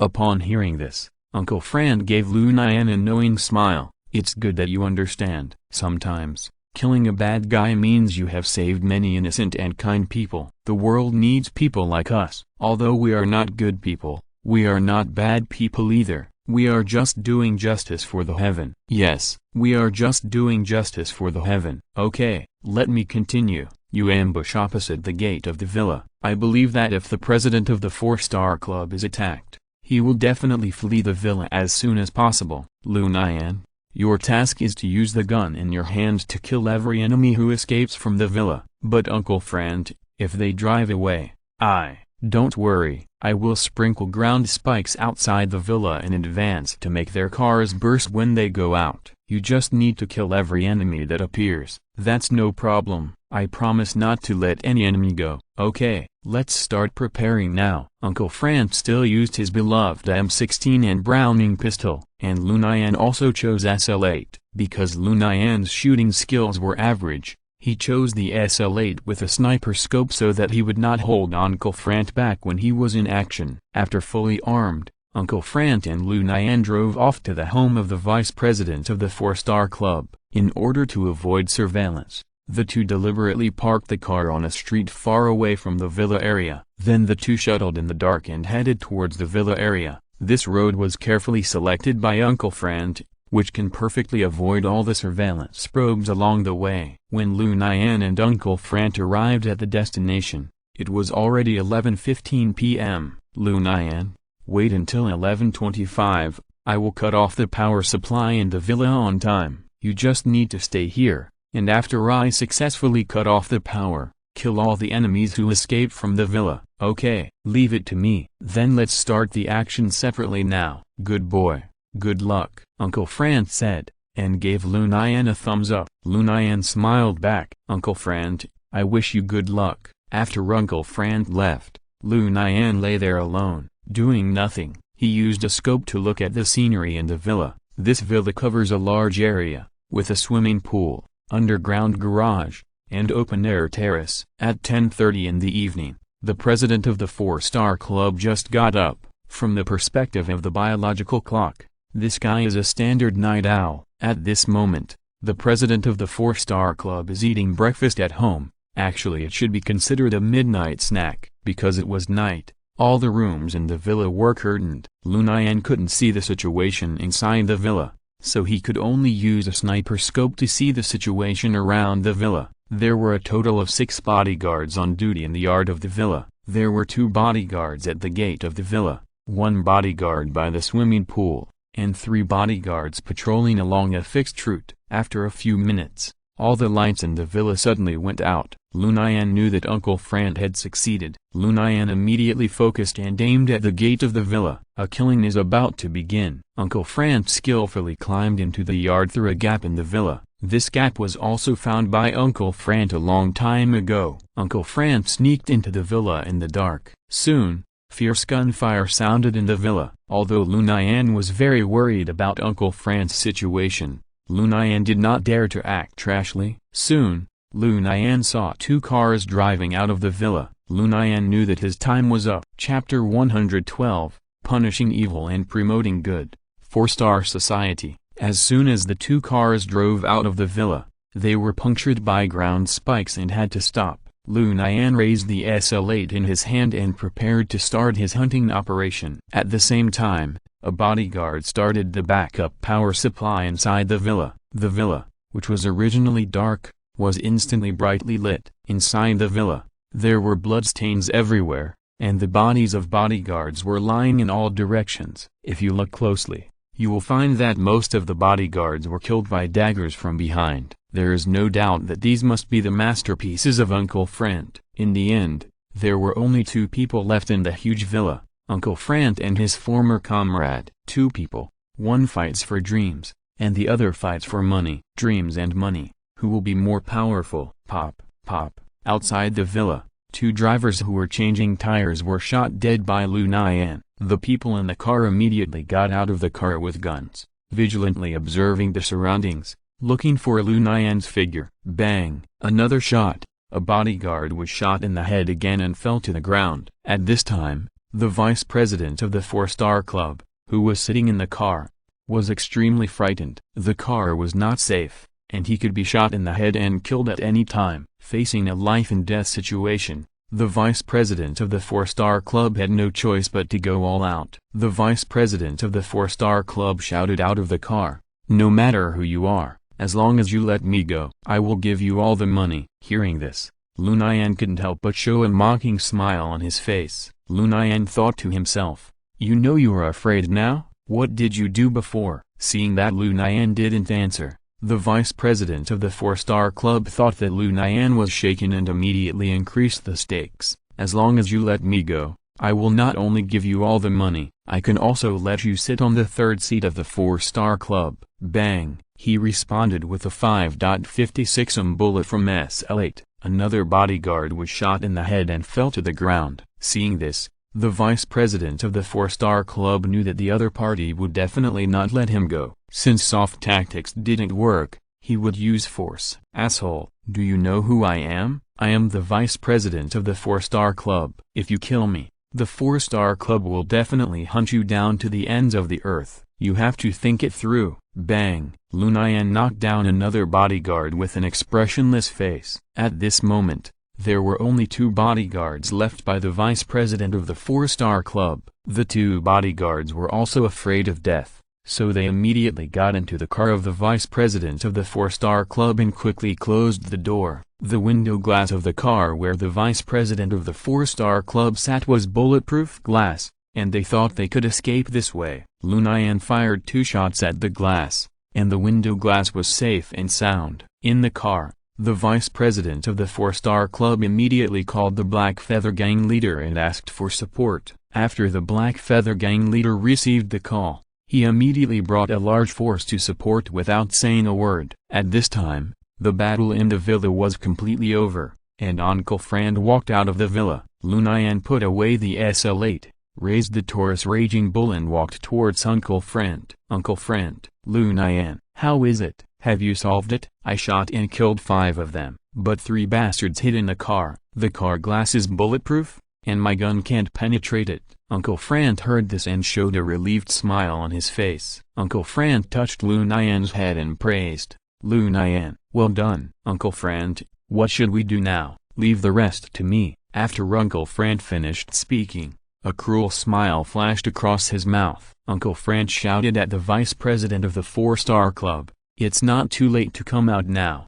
Otherwise, you will die miserably in a while. Only fools will go out. Come in if you have the guts, Humphrey." "Idiot." Uncle Frank walked to the front of the car, opened the hood, took out a grenade, and placed it in an important part of the engine. "I just gave you a chance to die decently, but you didn't cherish it, so I can't be blamed." After saying that, Uncle Frank pulled the grenade, then pulled Lu Nian with a cool look and left without looking back. The people in the car were blocked by the hood and didn't know what happened in front, but they could see the backs of Uncle Frank and Lu Nian leaving. The vice president of the 4-Star Club couldn't help but breathe a sigh of relief. "My life is saved." Just as he had this thought, the car exploded. The 3 people in the car were instantly seriously injured and unable to move, and were burned to death by the fire. Lu Nian heard the explosion behind him and couldn't help but look back. The car was engulfed in flames, and the chance of survival for the 3 people in the car was infinitely close to zero. Seeing this, Lu Nian looked relaxed. "Uncle Frank, our mission tonight is complete. Yeah, we can find a place to have a good drink."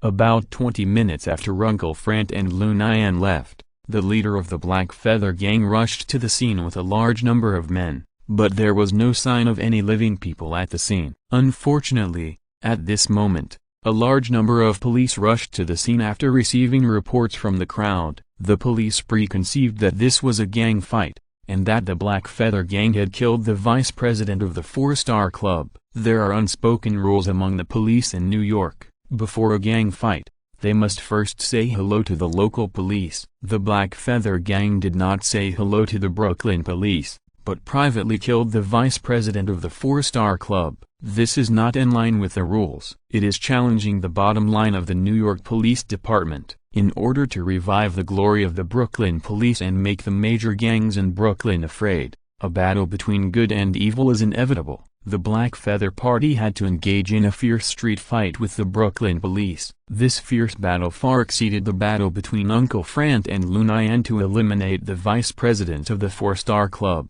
The previous battle was at best a small fight, but now it is a real fight. The Brooklyn police even used 3 helicopters to participate in the battle. And the Black Feather Party is not easy to mess with, because they came to rescue people. The boss of the Black Feather Party carried a lot of heavy weapons. Now it happened that all these heavy weapons were used on the Brooklyn police. 3 consecutive police cars were blown up by the Black Feather Party. More than a dozen policemen died on the spot. At this time, Chief Conan also rushed to the scene. Chief Conan was sleeping well at home, but was suddenly awakened by an emergency call from his subordinates, because a large number of news media gathered at the scene. As the police chief of a Brooklyn branch, Chief Conan had to come to the scene in person to command the battle. Damn it, these bastards from the Black Feather Gang are simply lawless. They even dared to openly challenge the New York police. Kill them, don't spare any of them. Chapter 113,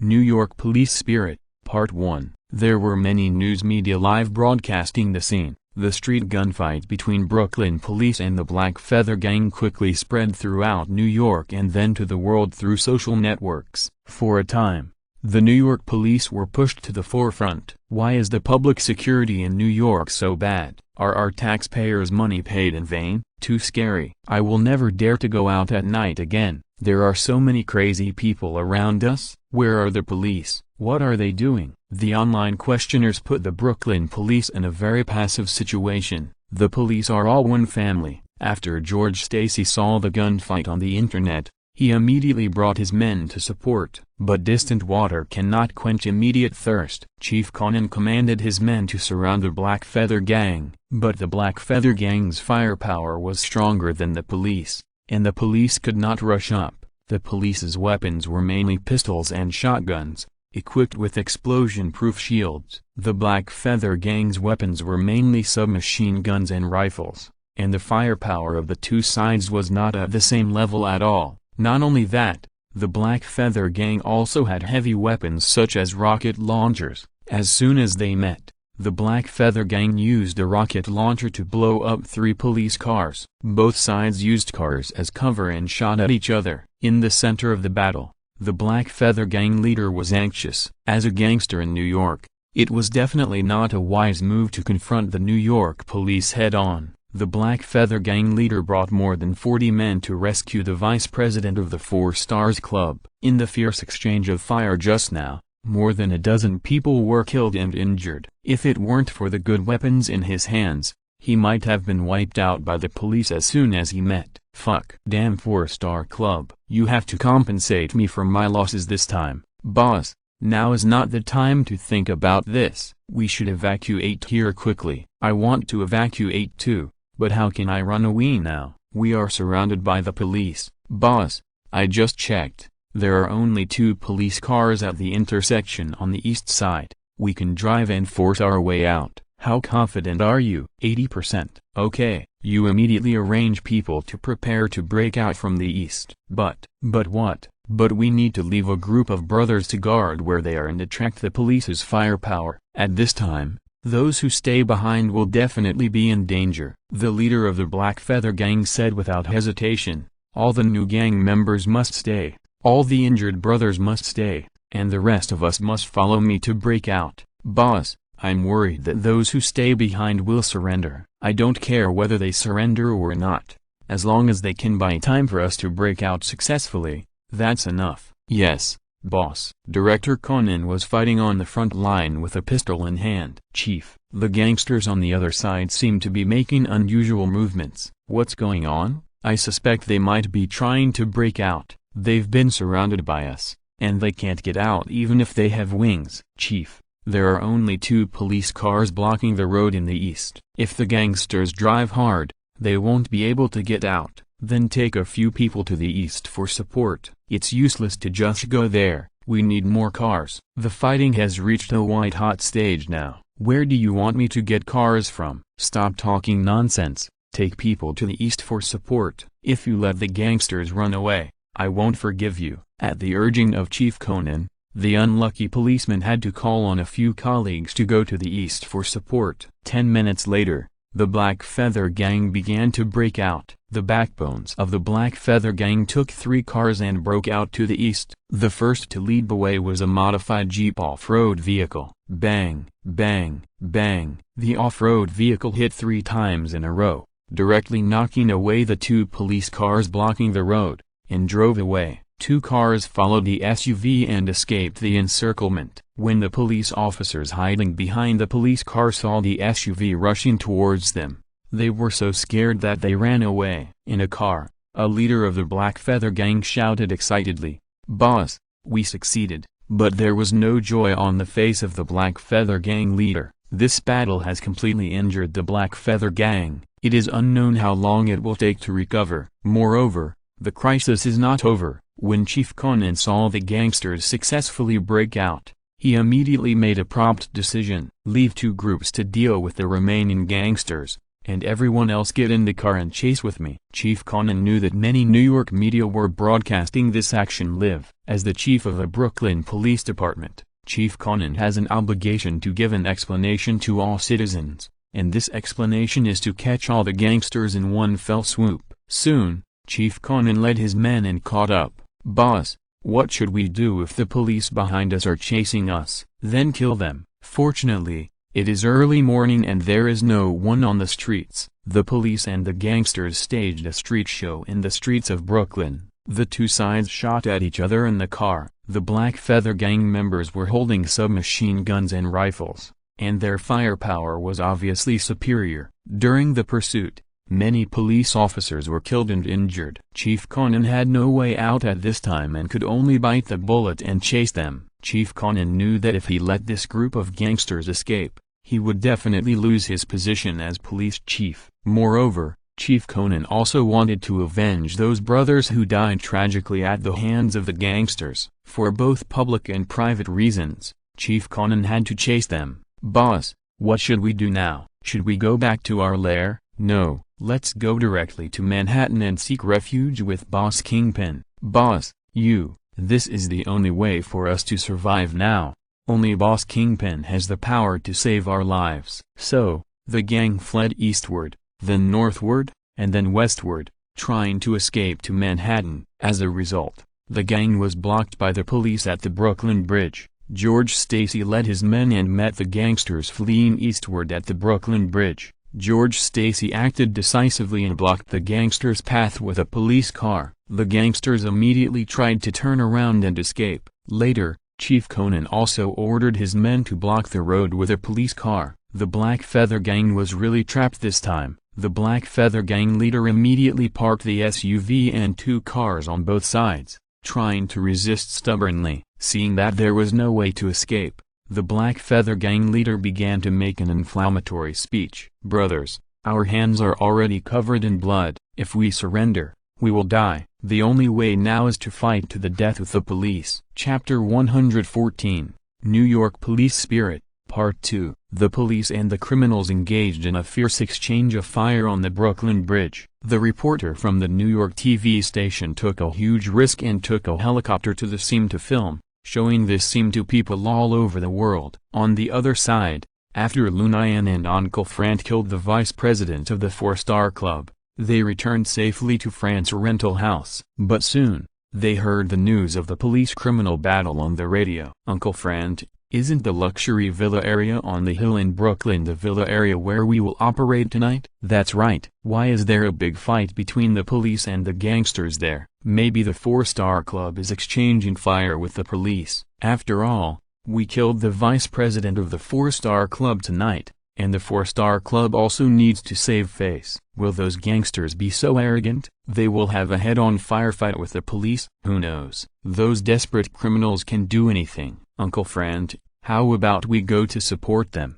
"No, there are too many policemen, and our whereabouts may be exposed. Besides, I don't trust the New York police at all." "Not only the New York police, I don't trust the Washington government at all." "Uncle Frank, why is that?" Uncle Frank was silent. This was an extremely painful memory. Before Uncle Frank became the Punisher, he worked for the Washington government for a period of time. After Frank retired from the Marine Corps, he was spotted by the FBI and became an FBI agent. In an operation, Frank killed a criminal who had a strong background. Frank had to choose to retire for the safety of his family. The Washington government promised to protect the safety of Frank's family. However, Frank's enemies still came to the door and slaughtered Frank's entire family. Only Frank survived. From that moment on, Frank no longer trusted anyone, especially the officials of the Washington government. If Lu Nian was not of the same age as his son, which touched the soft side of Frank's heart, Frank would not have become a close friend with Lu Nian. Uncle Frank chose to bury these painful past events in his heart forever. "It's nothing, Lu Nian, remember, at any time, the only thing that can save your life is your strength and the gun in your hand." Seeing this, Lu Nian wisely did not ask any more questions. At the same time, on the Brooklyn Bridge, the fierce battle between the police and the criminals continued. "First Squad, get ready to charge with me. I don't believe that we can't deal with these bastards." George Stacy was angered by this group of arrogant gangsters and planned to lead the team to charge. "Chief, you can't do this. It's too dangerous." "Dangerous? If you are afraid of danger when you are a policeman, then what kind of policeman are you?" "People from First Squad, get ready." "Chief, think twice. Get out of here." George Stacy was bold and careful, and did not forget to put on a bulletproof vest before charging. After being fully armed, George Stacy really led the people from First Squad to launch a brave charge. The reporter on the helicopter recorded this scene faithfully. "Did everyone see it? Did everyone see it? This is our beloved New York police. They are bravely rushing up in the hail of bullets from the gangsters." George Stacy's action of leading people to charge instantly moved everyone on the internet. Those who had been criticizing the New York police just now immediately turned from haters to fans. "These are the policemen we love. As long as they are here, our personal safety will be guaranteed. I suggest that the country collect more taxes to arm our policemen." "Look, the policemen are charging with pistols in their hands. What are the gangsters holding?" These are really a group of people worthy of respect." To be honest, I used to have no good impression of the New York policemen, thinking that they only bully the weak and fear the strong. Now, I want to take back what I said. I feel extremely ashamed for my slandering them. Has anyone donated money to the New York policemen? I saw that many policemen died today, and many were injured. I propose that everyone raise funds. I will take the lead. I will donate $10,000. George Stacy could not see these comments on the internet. George Stacy did not know that the decision he had just made had moved the whole world. George Stacy just wanted to catch the gangsters. There were only 8 people in the first team, and a total of 9 people including George Stacy. The 9 policemen bravely launched a charge in a hail of bullets. Da-da-da-da. The bullets of the gangsters rained down on the bulletproof vests and were deeply embedded inside. Puff. A policeman was shot in the head and fell to the ground. George Stacy didn't care to look at his fallen teammates. At this time, if you don't advance, you will die, George Stacy shouted with all his strength. For the honor of the police, for the police spirit of our New York, everyone charge. Puff. Another policeman was shot in the head and fell to the ground. The police supporting in the rear saw this scene and were moved by George Stacy's passionate spirit. They, who didn't have bulletproof vests, also followed George Stacy and launched a brave charge. For honor, for the police spirit of New York. The crazy actions of the police scared the members of the Black Feather Gang. Boss, what should we do? Those policemen are crazy. The boss of the Black Feather Gang took out a cigarette and smoked it quietly. A wisp of smoke ring appeared above the head of the Black Feather Gang. Boss, what should we do? Just surrender. Boss, remember, put all the blame on me. I wanted to bring you guys to make a fortune. But God wants me to die. Haha. Take care, brothers. See you in the next life. The Black Feather Gang leader threw his unfinished cigarette on the ground, stomped it out with his foot, then turned around and decisively rushed to the bridge, climbed over the guardrail, jumped off the Brooklyn Bridge, and jumped into the East River under the bridge. The Black Feather Gang leader was soon washed away by the current, and his life or death was unknown. The remaining Black Feather Gang members dropped their guns and surrendered. After handcuffing all the gangsters, George Stacy finally breathed a sigh of relief. At this time, Director Conan came over. All right, old buddy, what you just did really made us New York police proud. George Stacy heard this and rebuked with a serious face. Conan, what nonsense are you talking about? I did this for the millions of New York citizens. Definitely not for myself. I am using practical actions to warn all New York gangs that as long as we New York police are here, New York will never allow you to do whatever you want. This is the spirit of our New York police. Chapter 115, Meeting Tony Stark Again. The battle between the New York police and the Black Feather Gang has become a hot topic on the streets of New York for a long time. Under the special arrangement of the New York Police Department, George Stacy became the image spokesperson of the New York Police Department. The governor of New York State announced that the public safety budget of New York State would be increased. At the same time, a special bonus was established, named the George Award, which was awarded to outstanding New York police officers every year. The winners of the first George Award were George Stacy and the 6 survivors of the first team. The governor of New York State decided to personally present medals and bonuses to the winners of the George Award on Easter Day, March 31, 2013. The next day, Lu Nian and Jenny went to work at the pizza shop as usual. Lu Nian, have you heard? There was a fierce gunfight last night. I heard. The police and the gangs had a fierce exchange of fire on the streets of New York. It was on the headlines. But I think there is a problem here. What's the problem? There is an agreement between the gangs and the police in New York. Why did they suddenly turn against each other? I don't know. Maybe it's because the police can't stand what the gangs do. If it's really like what you said, will my uncle be in danger? Lu Nian was silent after hearing this. Jenny's worries soon became a reality. Taking advantage of the violent resistance of the Black Feather Gang, the top leaders of the New York gang decided to attack the gangs in New York and demand a huge deposit. To put it bluntly, it's just asking for money, but they just said it in a nicer way. The gangs in New York are naturally not soft persimmons that can be manipulated by anyone. A tragic battle between good and evil seems inevitable. This major case happened in Chief Conan's jurisdiction. and his superiors put pressure on him to make achievements within a month for the media and the public to see. Otherwise he would step down. Chief Conan had long wanted to take action against the gangs in his jurisdiction, but his superiors had not approved Chief Conan's application. But now, the New York gangs have become rats crossing the street, and everyone wants to beat them. The governor of New York State just increased the public security budget, and then the New York Police Department bought a large number of new equipment. In front of the Brooklyn Police Department, 2 trucks were parked quietly. The 2 trucks were prominently printed with the logo of Stark Industries. In Chief Conan's office, Tony Stark sat on Chief Conan's chair without any hesitation, leaving Chief Conan without a chair to sit on. "What do you mean?" "I saw the news and learned that there was a street gunfight between Brooklyn police and gangsters. I'm asking what's going on with the 2 trucks at the door." "That's a little gift from me, asshole. If you had shown up last night, you could have easily subdued them." "Yes, of course I could have done that, but I won't.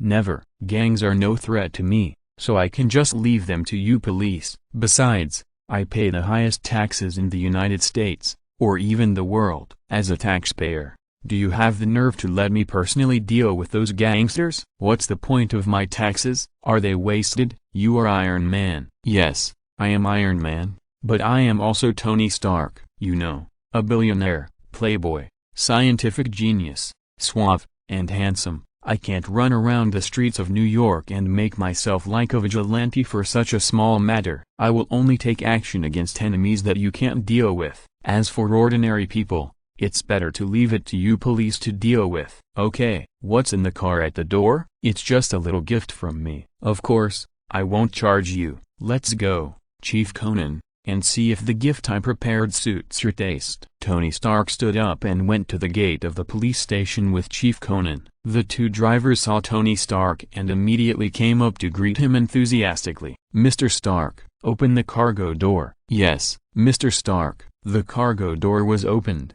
and there were boxes of supplies inside. Chief Conan asked with some confusion, "What are these?" "Can't you open them yourself? Do you have to let me open the boxes and check the goods for you personally?" "Okay. You 2 go and see what's in the car." The 2 policemen who were called looked at each other and quickly got in the car to open the boxes and check the goods. "Wow, it's a bulletproof vest and a bulletproof helmet. Wow, it's an MP5 submachine gun, brand new." "Mr. Stark, what's this for you?" "I saw the news today. You are still using outdated pistols, and you don't even have a bulletproof vest. So I was kind and prepared these things for you." "Mr. Stark, thank you. You are such a good person." "I just misunderstood you." "No, you didn't misunderstand me. Most people think I'm an asshole. They envy me and are jealous of me at the same time, but they can't do anything about me." "Okay, Chief Conan, I've done what I need to do, and it's time for me to have lunch."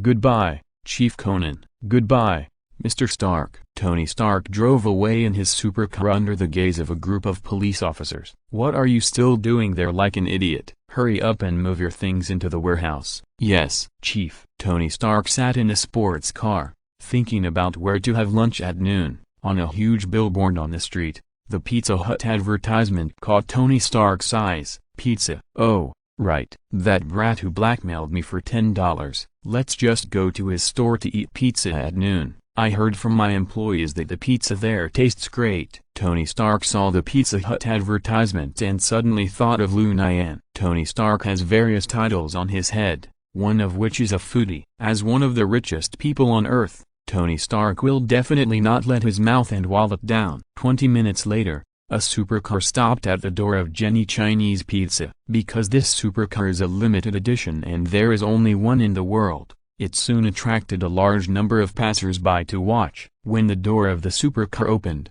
Tony Stark appeared in front of everyone in a suit and leather shoes. "Wow, it's Iron Man. It's Tony Stark, my idol." Tony Stark has long been accustomed to this kind of scene. Under the gaze of a large number of spectators, he calmly walked into Jenny Chinese Pizza. One of every kind of pizza in the store, one 16-inch one, the sooner the better. Jenny was busy taking orders and Lu Nian was busy making pizza, and neither noticed Tony Stark's arrival. If you're listening to this novel on a channel other than Fanfic World, It means they downloaded and uploaded it without effort. We cordially invite you to visit our channel, Mundo Fanfic Novelist. There you'll find the original version of this story and you can explore many other novels of various genres. We are waiting for you to immerse yourself in a world of incredible novels. Chapter 116, Chasing Flies. Tony Stark was always watched wherever he went. Now he wanted to eat but no one came to serve him, which made Tony Stark very unhappy. Tony Stark immediately raised his voice an octave. One of each pizza in the store,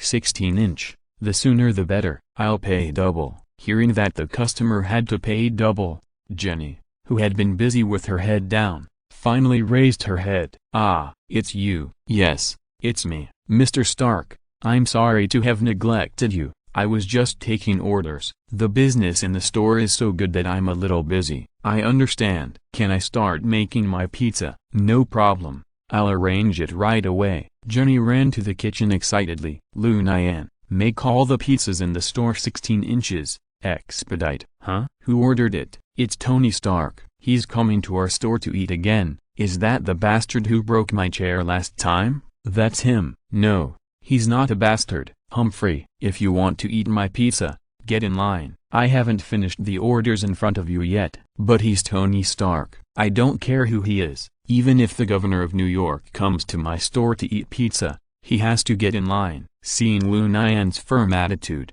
Jenny stopped talking. Then I'll add Mr. Stark's order, and you can make it as soon as possible. Tony Stark knew that it would take time to make pizza, especially if he ordered more pizzas. It would take more time. But Tony Stark had plenty of time for lunch break, so he could wait slowly. Tony Stark, who had nothing to do, took out the tablet he carried with him to kill time. Half an hour later, Jenny brought pizzas to Tony Stark. Mr. Stark, please enjoy your meal. Tony Stark was using his tablet to handle company matters and didn't notice the pizza coming up. Jenny saw what Tony Stark was doing and reminded him again. Mr. Stark, your meal is ready. Oh, thank you. Tony Stark quickly put away the tablet. Tony Stark took out a wet wipe and started to wipe his hands, then took out a white handkerchief and hung it on his chest. Ha ha ha. I've heard that the pizza made by this pizza shop is delicious, and today I can finally enjoy it. Mr. Stark,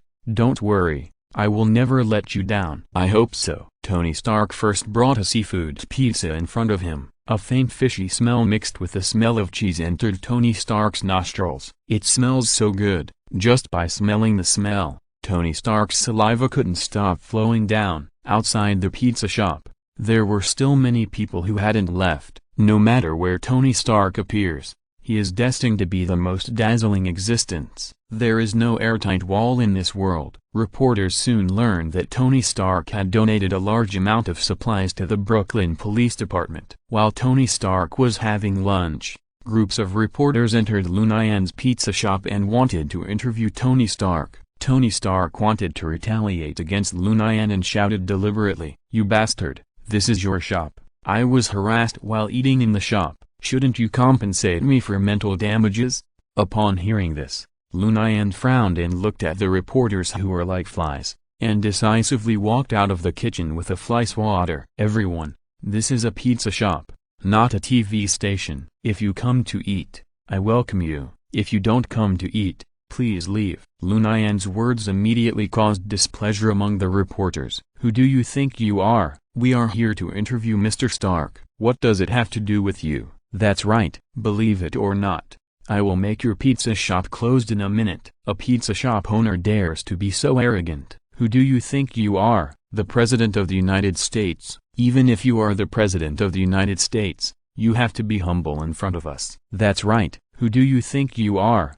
Get out of here and don't delay our interview with Mr. Stark. Tony Stark knew that the reporters would be so arrogant. Tony Stark wanted to see how Lu Nian would respond. Lu Nian raised the fly swatter in his hand and swatted it down without hesitation. Sorry, there are too many flies in the store and we need to swat them. Snap, snap, snap. Lu Nian was very ruthless and directly forced the reporters out. I'm going to report you. Yes, report. Black shop. You actually drove away customers. What kind of customers are you? Did you order food in my restaurant? You're old and you don't even have dignity. I'm ashamed for you. Don't be so arrogant. It's easy for us to destroy your pizza shop, then you can try. I'm not scared. Seeing Lu Nian's tough attitude, the reporters couldn't do anything to Lu Nian and quickly scattered. After driving away the reporters, Lu Nian returned to the store angrily. Mr. Stark, did you do that on purpose just now? I don't know what you're talking about, Humphrey, but you don't have to worry,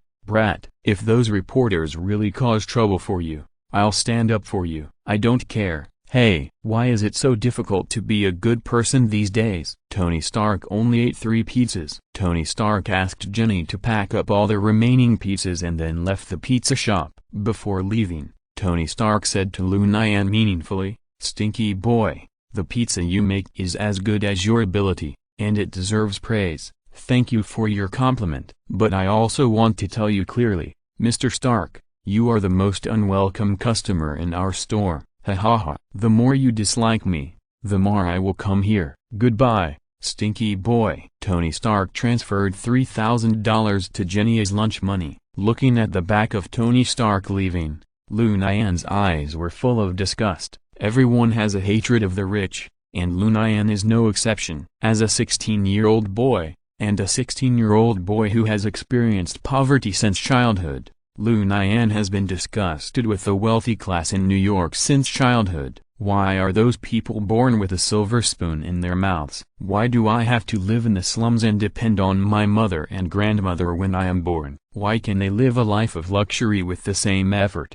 while I can only barely get by? Whenever Lu Nian thought of this, he would become very angry. Chapter 117, The Fall of the Dragonfly Gang. Tony Stark's arrival was just a small episode, and the pizza shop's business had to continue. Many reporters left with a grudge against Lu Nian. In their opinion, it was easy to bring down Lu Nian's pizza shop, just make some fake news and hire some actors to make trouble, and Lu Nian's pizza shop would be closed down. But they underestimated the relationship between Tony Stark and Lu Nian. Lu Nian certainly didn't think that he had any special relationship with Tony Stark, but Tony Stark was a big foodie and he had fallen deeply in love with the pizza made by Lu Nian. Tony Stark sat in his supercar, burping, and thought to himself, I will come here to eat pizza at noon in the future. There are more than a dozen flavors. Even if I change one a day, I can eat it for half a month. It's great to be able to eat 2 rounds a month. On the afternoon of March 26,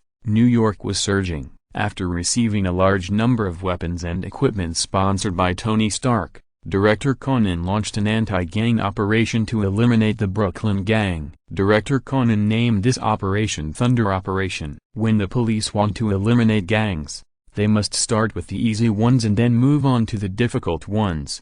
Starting with the small-scale gangs, Chief Conan set the first target as the Track Gang. The 2 leaders of the Track Gang were killed by the Punisher, and they were seriously injured. The strength of the Track Gang is now less than half of its heyday. There is only the last leader and more than 20 brothers left in the Track Gang's lair. Chief Conan contacted reporters from a New York TV station and started a full-scale follow-up report on Operation Thunder. Outside the Track Gang's lair, Chief Conan personally led a team and surrounded the place. The TV station's reporters ran up to interview as soon as possible. Chief Conan, today is the first day of Operation Thunderbolt. On behalf of millions of New York citizens, I thank you and the Brooklyn Police Department for setting an example for all New York police officers. This is what I should do. I have to live up to the clothes I wear. Chief Conan, do you have anything else to say before we eliminate this gangster gang? The evil forces have always been a big cancer entrenched in New York. Now,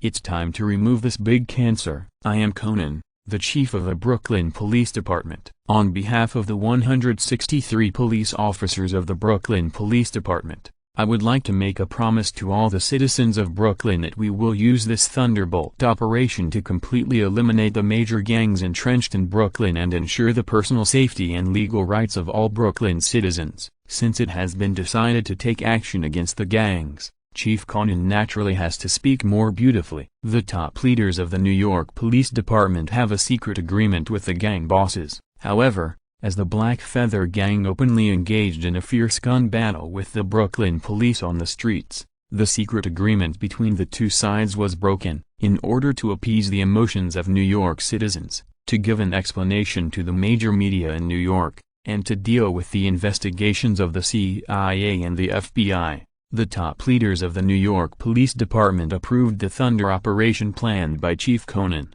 In fact, this Thunder operation was just a show. The gangsters in New York gathered together and selected some small and medium-sized gangs that could be sacrificed in advance, and asked Chief Conan to eliminate them. This world is so cruel that the strong can easily decide the life and death of the weak. Take the Track Gang as an example. Long before the arrival of the Brooklyn police, the member of the Viper Gang, Viper, came to the lair of the Track Gang, easily destroyed all their heavy weapons, and broke a leg of each member of the Track Gang, making it impossible for them to escape. Then, Viper left in style and handed the Track Gang to Chief Conan for handling. The Viper Gang is one of the most powerful gangs in New York. The base of the Viper Gang is located in the Viper Castle in New York. The members of the Viper Gang are named after various snakes. After Viper succeeded, the top leaders of the New York Police Department received a mysterious call. After that, Chief Conan received the order to start the action. Chief Conan and the TV station's people rushed to the lair of the Track Gang and officially launched the Thunder operation. In fact, Chief Conan was facing a group of disabled and unmotivated members of the Track Gang. Even so, Chief Conan was still fully armed, wearing a bulletproof vest and a bulletproof helmet, holding an MP5 submachine gun. In front of the camera, Chief Conan was the first to rush into the lair of the Track Gang. The image of Brooklyn police in people's minds has been greatly improved. Chief Conan rushed in with an MP5 and fired a lot of shots, killing and injuring many members of the Track Gang. The police behind Chief Conan quickly stepped forward and handcuffed all the members of the Track Gang. The last leader of the Track Gang was killed by the giant snake because he was disobedient. When Chief Conan was destroying the Track Gang, the giant snake came to the Exquisite Hotel on E 105th Street. The Exquisite Hotel has been renamed the New Da Island Caribbean Restaurant by Garland. As for the Da Islands Caribbean Restaurant, which was previously located at 8203 Flatlands Avenue in Brooklyn, it has been sold by Garland. The New Da Island Caribbean Restaurant is now the lair of the Dragonfly Gang. The giant Viper came to the general manager's office on the 5th floor of the restaurant in a dignified manner. The people who were blind and blocked the way were dealt with by the giant Viper. Garland was resting in the office. Bang! The door of the office was kicked open by the giant Viper. Garland's instinctive reaction over the years made him immediately take out his pistol and point it at the giant Viper. "Who are you? How did you get here?" Garland: "Hello, I'm Viper." Venom: "Viper Gang? Are you from the Viper Gang?" "Yes, I'm from the Viper Gang." "What are you doing here?" "I don't have any relationship with the Viper Gang. I'm here to inform you of one thing. From today on, there will be no Dragonfly Gang in New York anymore." "Why?" "No reason. Your Dragonfly Gang has no value to exist anymore." "No, this is not fair. That person once promised me." Before Garland could finish his words, Viper moved and pierced Garland's body with one claw. Viper's claws were highly poisonous. Soon, Garland, who was seriously injured and poisoned, sat in his office chair and died miserably. Viper followed suit, breaking the legs of the Dragonfly Gang members one by one, and then destroyed all the heavy weapons of the Dragonfly Gang. After doing all this, the giant snake left the New Da Islands Caribbean Restaurant in a chic manner. Half an hour later, Director Conan led his men to the New Da Island Caribbean Restaurant and wiped out the Dragonfly Gang. Chapter 118: Crazy Jenny. In Jenny's Chinese Pizza, Lu Nian and Jenny were taking a break. It was 3:30 in the afternoon, and there were no customers in the store. Lu Nian took out his mobile phone to watch the current affairs news, and happened to see the New York TV station broadcasting Operation Thunder. "Dear viewers," in front of the screen, "I am standing at the door of the New Da Islands Caribbean Restaurant. I believe that you in front of the screen will never think that this restaurant is actually the lair of the gang." Just now, Chief Conan bravely led his men to rush in. At this moment, I can hear the sound of continuous exchange of gunfire in the restaurant. Pray for the good luck of our police. In the restaurant, Chief Conan held an MP5 and fired at anyone he saw. Under such brutal firepower, The members of the Dragonfly gang were either dead or disabled. In less than 20 minutes, Chief Conan led his men to take over the entire restaurant. The surviving members of the Dragonfly gang were all expressionless, and they obediently let the police handcuff them and take them away in the police car. Kaka. Lu Nian heard the sound of a cup breaking beside him. Jenny. Lu Nian, where is my uncle? How is my uncle? I don't know. It's not mentioned in the news. Lu Nian, I want to see my uncle. No, the police are in the restaurant now. If you go there now, you will definitely be arrested as an accomplice. I am an accomplice. I want to see my uncle. Don't stop me, Lu Nian. If you stop me, it's over between us. Jenny was very emotional and didn't listen to Lu Nian's persuasion at all. Lu Nian had no choice but to knock Jenny unconscious. Hey, Jenny. I'm sorry, forgive me. Lu Nian closed the pizza shop and took Jenny back to the apartment. When Jenny woke up again, it was already past 8 o'clock in the evening.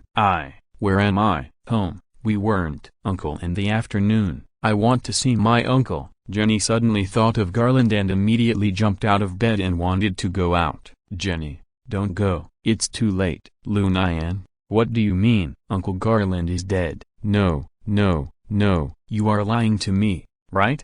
How could my uncle die? Lu Nian, you must be lying to me. Jenny, calm down. My only relative is dead, and you want me to calm down? I can't calm down. I'm going to the Brooklyn Police Department. What are you going to the Brooklyn Police Department for? Revenge my uncle? You can't go. Lu Nian, I just want to ask you one question. Will you help me get revenge? Lu Nian fell silent. Of course, Lu Nian wanted to avenge Garland, but the person who killed Garland was a policeman. If Lu Nian wanted to avenge Garland, he was destined to have a direct confrontation with the police. This was unacceptable to Lu Nian. Although Lu Nian didn't like some of the police's practices, in his subconscious, he still wanted to be a good citizen who abides by the law. In other words, Lu Nian was afraid of the police. Seeing that Lu Nian was silent, Jenny drove Lu Nian out of her house without saying a word, and returned Lu Nian's purse to Lu Nian. Lu Nian,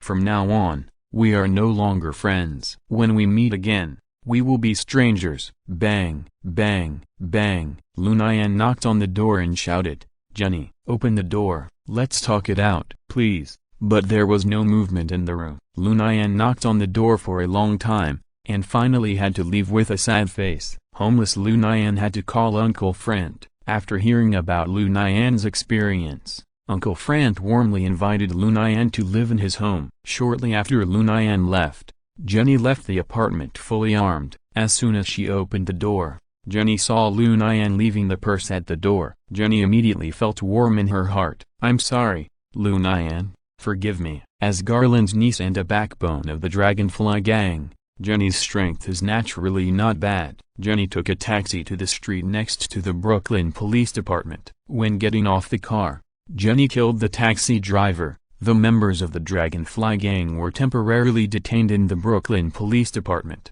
awaiting trial in court. Although the members of the Dragonfly gang were all lame in one leg, they were not sent to the hospital for treatment. Because of the Black Feather gang, the people of New York and the New York police hated the gang. Now, even if someone on the street shot and killed a gang member, he would not be blamed. On the contrary, he would get everyone's applause. Now, everyone thinks that the gang members deserve to die, and no one will sympathize with the gang members. In the small prison, dozens of surviving Dragonfly gang members were imprisoned. No one cared about dinner, and no one cared about the injuries on their bodies. The hearts of these Dragonfly gang members were full of despair. At this time, Jenny rushed into the Brooklyn Police Department and rescued the members of the Dragonfly gang. Jenny also rescued members of other gangs, as many as hundreds of people. Such a large group of people appearing on the street will definitely arouse suspicion. Jenny asked these people to transfer through the sewer. Finally, everyone came to the secret base of the Dragonfly gang, which was the arsenal where Lu Nian had taken the M134 Gatling machine gun. At this time, the arsenal was empty, and all the weapons were moved by Garland to the underground warehouse of the Nuda Island Caribbean restaurant. A leader of the Dragonfly gang knelt in front of Jenny and said emotionally, Sister Jenny, thank you for saving our lives. From today on, you are the new leader of the Dragonfly Gang." The members of the Dragonfly Gang knelt one after another. "Yes, Sister Jenny will be our new leader in the future." Jenny shook her head. "No, I won't be your gang leader. I just want to avenge my uncle. As for other things, I won't interfere." "Sister Jenny, take us with you to take revenge." "Yes, we want revenge too. Those policemen are too much. We want revenge." "Sister Jenny, you are alone and it is difficult to succeed in revenge. We can help you." "Yes, Sister Jenny, take us with you to take revenge." Jenny looked at her uncle's old subordinates in front of her and couldn't help herself for a long time. Jenny thought of her uncle and the good times when her uncle accompanied her. Finally, a trace of determination flashed in Jenny's eyes. "Okay, from today on, I am the new leader of the Dragonfly Gang. I swear to be loyal to Sister Jenny until death." The members of the Dragonfly Gang immediately swore allegiance to Jenny. At this time, the members of other gangs who were rescued by Jenny showed a struggling look on their faces. Chapter 119 Training. Lu Nian came to Uncle Fran's house, where he had no worries about food and clothing. Lu Nian also had a bank card with $10 million given by the Hellfire Club, which was enough for daily expenses. But Lu Nian still often thought of Jenny. 2 more days passed like this. During these 2 days, Lu Nian just stayed in the rental house in a daze and did not go to work at the pizza shop.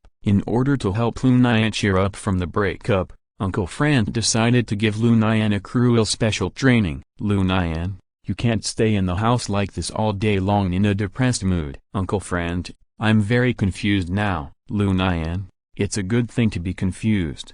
A person can only grow up after experiencing confusion. Just like Uncle, he has experienced confusion again and again to become who he is today." "Uncle Fran, you have never told me about your family. Can you tell me about it?" "Haha, I have no family for a long time. All my family members were killed by gangsters.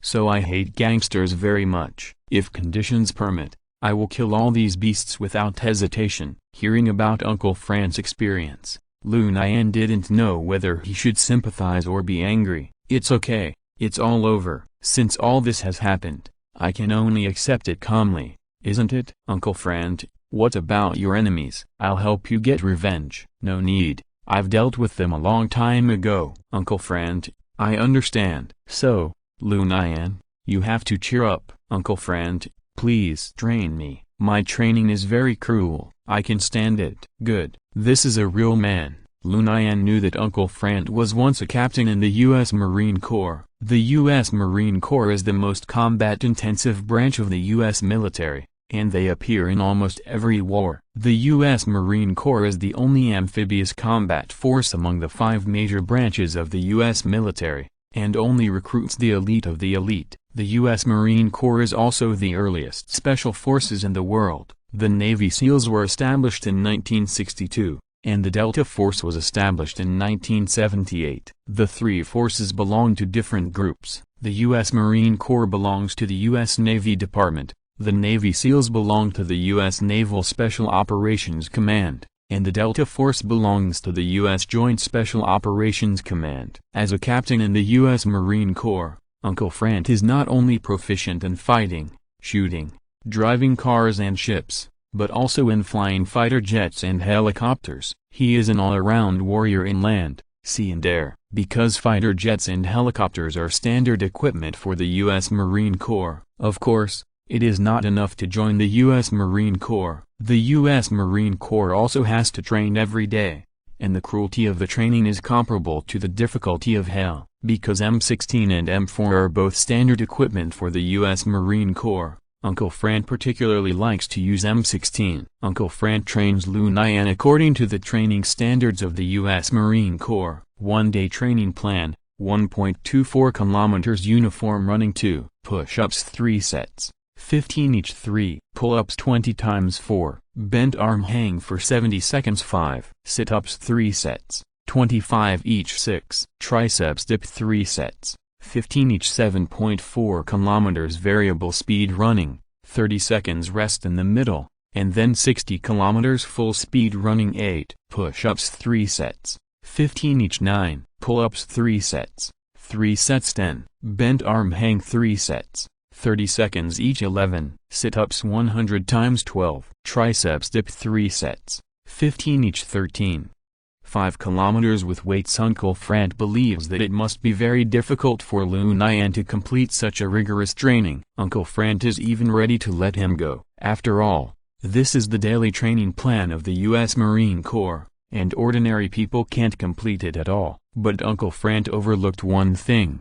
Lu Nian was a Delta-level mutant. Lu Nian had never mentioned this to Uncle Frank. Frank was naive at first, thinking that when Lu Nian could no longer endure the hardship, he would stand up and educate Lu Nian, so that Lu Nian would understand the truth that only those who endure the most hardships can become the best. As a result, Uncle Frank's jaw almost dropped to the ground when he saw Lu Nian was so fierce. Lu Nian, you really should join the army. You will definitely be selected into the Delta Special Forces. No. Why? Don't you like being a soldier? It's really great to go through life and death with a large group of comrades. Frank couldn't help but miss the days when he was in the army. Uncle Frank, we are different. What's the difference? Uncle Frank, many of the things I do are involuntarily. Me too. Many of the things I do are involuntarily. After Uncle Frank finished speaking, he patted Lu Nian's shoulder in a friendly manner. Since the training was over, Uncle Frank took Lu Nian back to the rental house. What are your plans next? Will the pizza shop continue to run? Yes, no matter what I do in the future,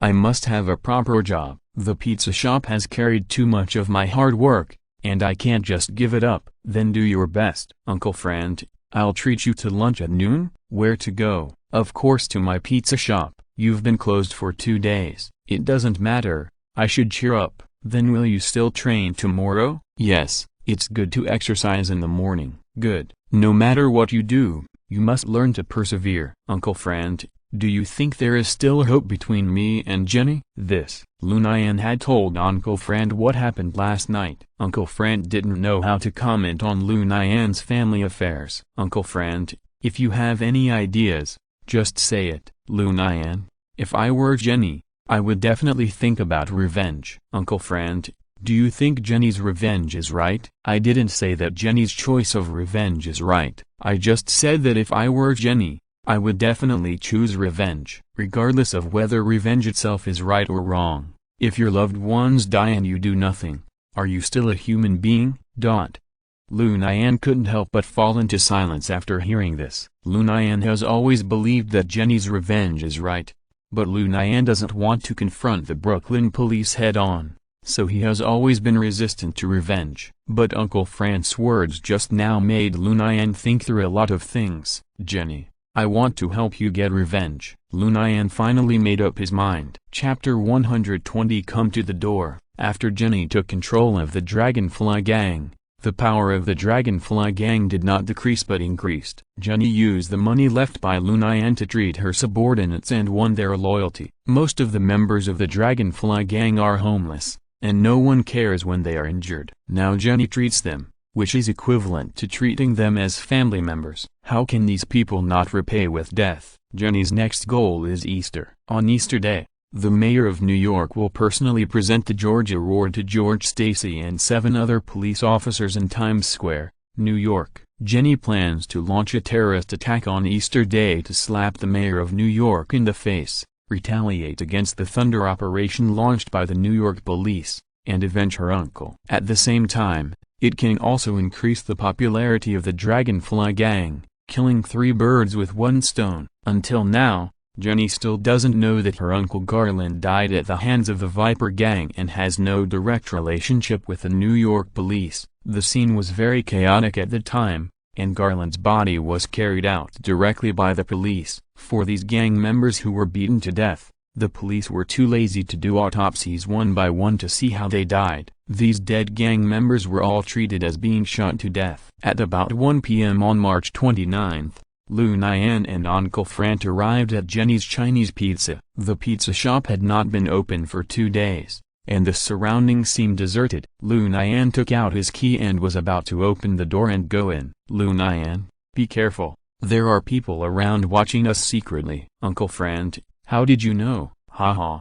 Detecting the surrounding environment is a basic skill for Marines. Where are the people? The person reading the newspaper under the parasol on the left rear, one on the right corner, and 3 in the black car on the left. Uncle Frank, it's okay. With our strength, even if they come together, they will just be delivering food. Have you offended anyone recently? Lu Nian thought for a while. Just 3 days ago, I drove away a bunch of flies. Flies? A group of reporters. They were like flies, conducting interviews in my store. I drove them all out. These reporters are really annoying, running around like flies for no reason. Yeah, I suspect these people are hired by reporters. It seems that these reporters are planning to attack your pizza shop. Haha. Would I be afraid of them? Lu Nian unlocked the door and walked into the pizza shop with Uncle Frank. Uncle Frank, please sit and wait for a while. I will make you a pizza. What flavor do you want? Seafood, garden, Hawaiian, seafood, right? Most New Yorkers love seafood pizza. Okay. Lu Nian walked into the kitchen, cleaned up briefly, and then started making seafood pizza and garden pizza. While Lu Nian was making pizza, the 5 people who were watching outside walked into the pizza shop at the same time. Uncle Frank saw this scene and showed a playful smile on his face. A 16-inch seafood pizza. Uncle Frank said with a smile, "Sorry, our store is not open now. You can go somewhere else to eat. Open the door but don't do business, and drive customers out of the store. Is this how you do business? Sorry, then I'll close the door now, and you guys can go out quickly." After Uncle Frank finished speaking, he walked to the door and waited for the 5 people to leave. Haha, sorry, we're done eating today. That's right, hurry up and make it for us, otherwise, I'll smash your crappy store. Ha ha ha. Uncle Frank couldn't help but burst into laughter when he heard that. What are you laughing at? Do you think we're kidding? I'm counting to 10 now. You'd better leave the store, or else don't blame me for being ruthless. The 5 people who came to make trouble looked at Uncle Frank as if he were a fool. 10. Isn't this a fool? 9. It should be. Doesn't he know how to count? There are 5 of us and he's only 1. 8. Apostrophe counting shit. I'll beat you to death if you count again. 7. It seems like you are determined to die. 6. Now see, kill him. 5. Why me again? 4. Because you're the weakest. 3. Okay. The young man named Jalsi walked towards Uncle Frank. 2. Sorry, you asked for it. 1. Jalsi raised his fist and hit Uncle Frank in the stomach. Haha. Time is up. You all stay. Uncle Frank quickly grabbed Jalsi's fist and twisted it gently, and Jalsi's arm was disabled. Jalsi covered his arm in pain and asked for help from his companions. It hurts. Come and save me. Come and save me. Jalsi's 4 companions immediately regretted seeing Uncle Frank being so cruel. Well, we are suddenly not so hungry now. Can we leave? I gave you a chance just now, but you didn't want it. Now let's change the way of playing. I will ask you questions, and as long as your answers can satisfy me, I will let you go. The 5 people looked at each other. The leader answered with a stiff upper lip. Okay, the first question is who sent you here? Jalsi answered quickly. No one. Uncle Frank's face suddenly became very ferocious, and he twisted Jalsi's other arm gently. Both of Jalsi's arms were disabled. Let me ask again, who sent you here? Why, it was Mike, a reporter from the Daily Bugle, who asked us to come. The Daily Bugle? That's right. Very good. The second question is, what did Mike ask you to do? Mike asked us to make trouble in the store, and he's waiting outside. When we make a big fuss, he'll bring people here to report. I see. Brother, can you let us go? You haven't even eaten yet, and you want to leave? No, I'm not eating. No, you follow the plan. Huh? I told you to follow the plan. Brother, we know we were wrong. Brother, please have mercy on us and let us go. What are you talking about? Didn't you hear me? I told you to lure Mike here according to the plan. Brother, if Mike and the others come, this matter will definitely not end well. Why are you? How can I deal with them if they don't show up? Reporters like these who have no conscience must be taught a lesson. Brother, please spare us. You better listen to me,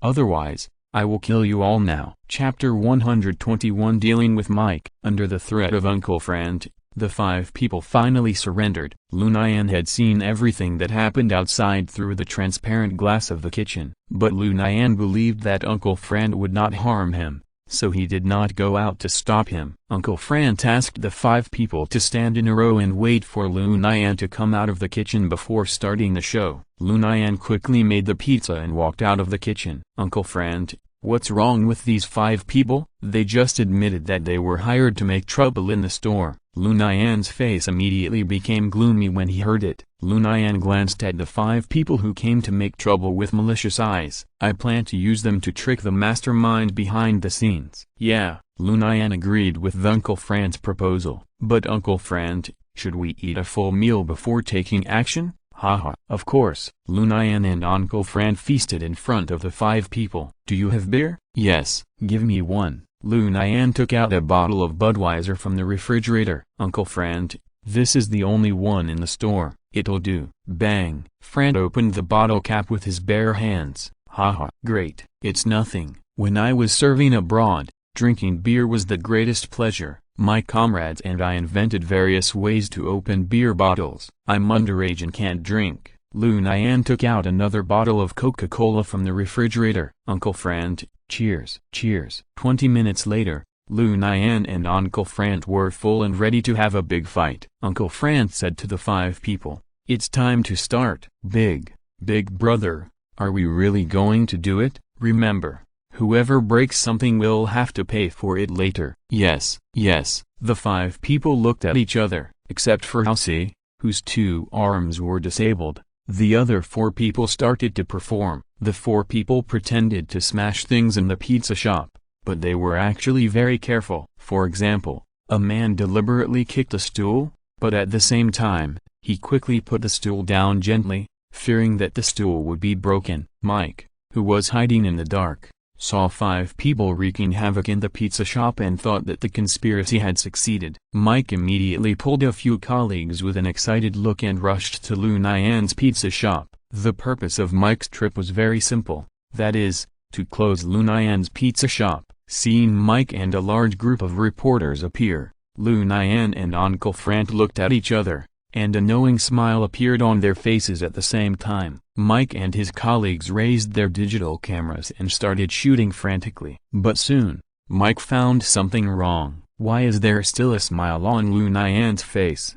What made Mike even more uneasy was that he saw Halsey's 2 arms twitching constantly. Mike took a closer look and found that Halsey's 2 arms were twisted and bent. Mike was terrified and wanted to run away at the first time. Do you remember to run now? Uncle Frank stood at the door at some point, blocking everyone's retreat. Don't be afraid.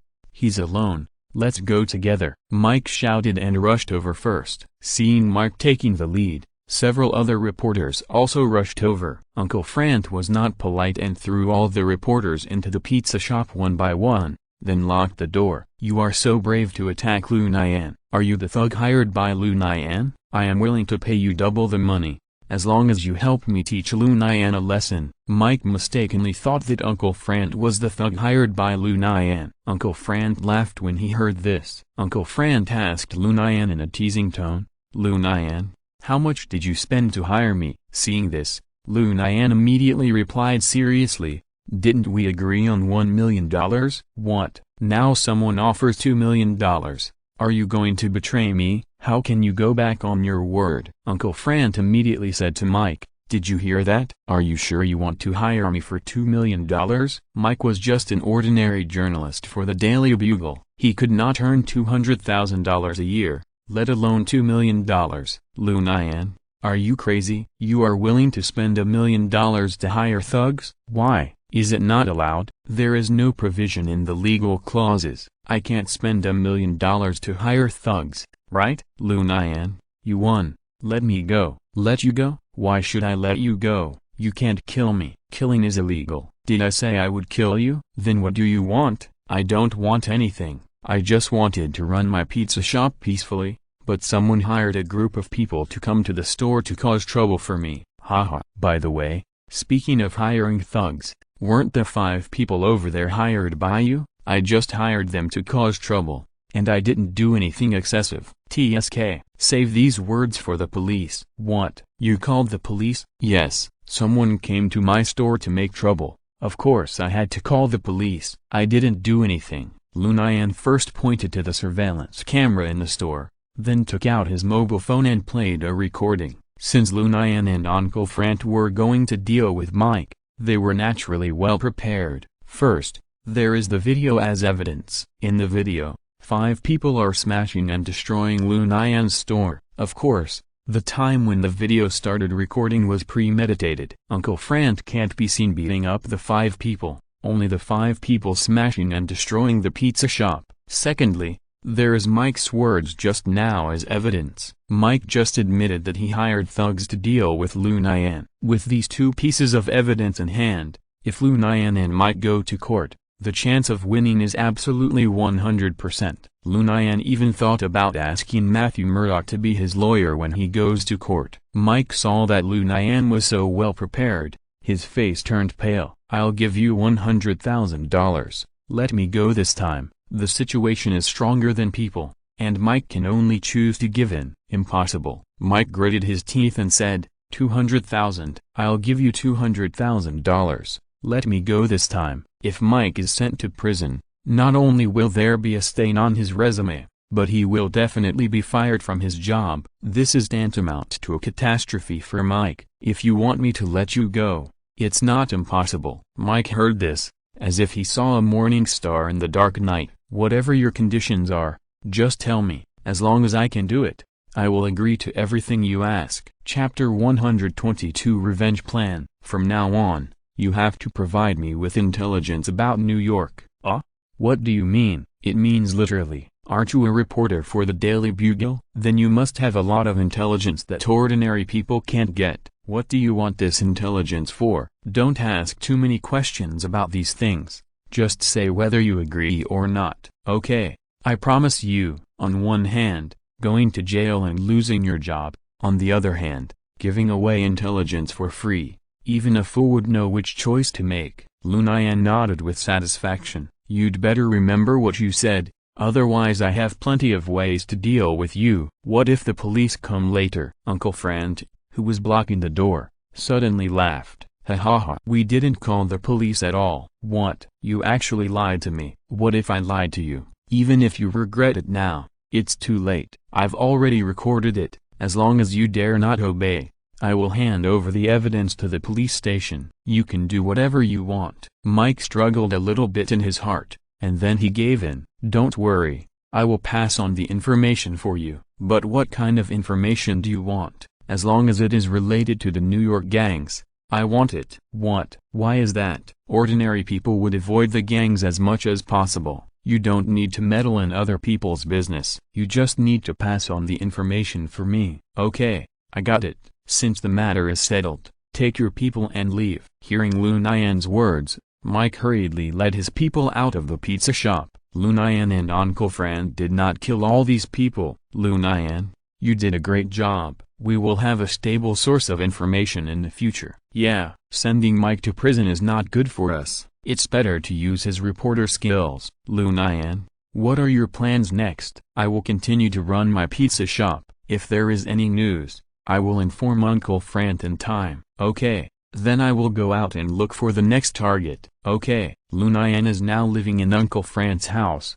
so he is not worried about not being able to find Uncle Frank. On the morning of March 29th, the Thunder operation continued. With the secret help of the giant bushwhacker, Chief Conan once again eliminated 3 gangs entrenched in Brooklyn. The news that Jenny robbed hundreds of gang members at night a few days ago was suppressed by Chief Conan. This is the critical moment to establish the image of the New York police. If this kind of thing is known to the outside world, the image of the New York police will definitely be hit hard. Because of Jenny's previous experience, Chief Conan rarely left any survivors in the subsequent Thunder operation. In the Thunder operation on the morning of March 29th, all members of the 3 gangs were killed by Brooklyn police, and none of them were spared. With the help of this Thunder operation, Chief Conan became the most popular among the police chiefs in New York. On the other hand, Jenny selected several gang members who were less injured and walked well from the group of injured gang members, and began to plan the revenge operation on Easter. Only Lu Nian is in the pizza shop now, and he is a little too busy. In the 2 days when Lu Nian was not open, there was a person who came to the door of the pizza shop on time every noon. This damn guy. I just praised his delicious food, and he closed his shop. After eating the pizza made by Lu Nian, Tony Stark has been thinking about it all the time. Who knew Lu Nian's pizza shop would be closed the next day? At noon on March 30th, Tony Stark came to Lu Nian's pizza shop again. It's open. It's finally open. Tony Stark was so excited that he was incoherent. Tony Stark has everything, but he can't miss beautiful women and delicious food. Boss, here I come again. I'm the only one in the store now. I'm too busy. If you want to order food, please order it online. Why? I'm already in the store. Why do I need to order food on my phone? Because there are not enough people in this store. No one will take your order. I'll order for myself. It's no use if you order. I haven't even opened the cash register in the store. Where's that woman? She's gone. Call her back. If she asks for a raise, I can pay for it. Hearing this, Lu Nian asked disdainfully, "TSK, will you pay $1 million too?" "Of course. 1 million is 1 million. Call her back to work right now, and I'll give her an annual salary of 1 million in the future." Seeing Tony Stark so rich and willful, Lu Nian felt speechless. But Jenny couldn't come back. "Sorry, this is not about money." "What's wrong?" "I'm willing to pay $1 million a year, and you still want to raise the price." "I warn you, don't go too far." "She left and will never come back."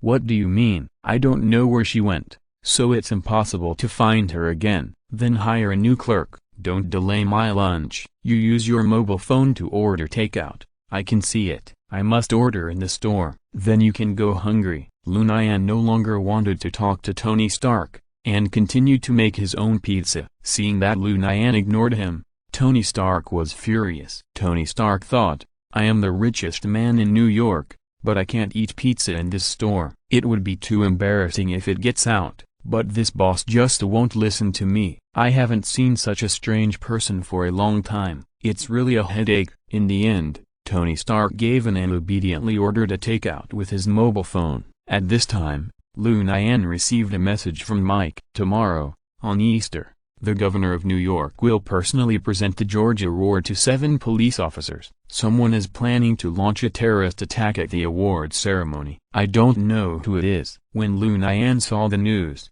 his first reaction was actually happiness. Uncle Garland's revenge has been avenged. But Lu Nian thought again. Could the person who planned the terrorist attack be Jenny? Oh no, it's Jenny. Lu Nian didn't know why, but he always felt that Jenny was planning this matter. This thought lingered in his mind. Lu Nian began to struggle whether to go or not. Soon, Mike sent a second message, which made Lu Nian determined to wade into this muddy water. The New York Police Commissioner has received this news in advance and plans to use the same trick to eliminate this gangster force in one fell swoop.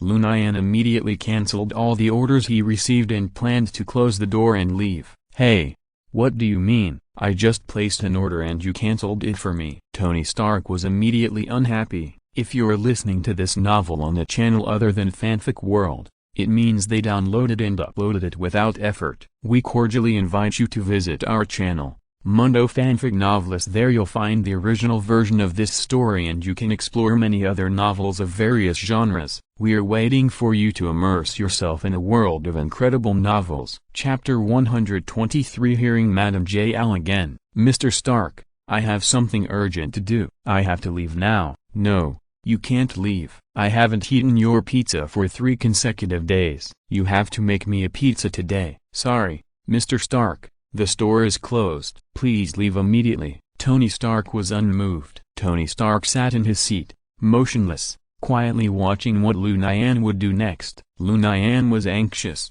and directly picked up Tony Stark and threw him out of the pizza shop. How can this kid be so strong? Tony Stark couldn't believe that Lu Nian could forcefully throw him out of the store. Tony Stark was ready to laugh at Lu Nian, but he didn't expect that the embarrassed person in the end would be himself. "Stop, my pizza." Lu Nian ignored Tony Stark. After Lu Nian locked the door of the pizza shop, he left. Tony Stark sat on the ground awkwardly, looking embarrassed. "Damn it, this guy actually left me here. Where's my pizza? Where's my lunch?" Lu Nian immediately returned to Uncle Fran's rental house. Uncle Fran was still hanging out outside and hadn't come back. Seeing that no one was in the house, Lu Nian immediately returned to Jenny's apartment. Lu Nian saw that the purse he left behind was gone. Lu Nian learned from the neighbor that Jenny hadn't been back to live for several days. Lu Nian came to the new Da Island Caribbean restaurant on E 105th Street. What surprised Lu Nian was that the Da Island Caribbean restaurant,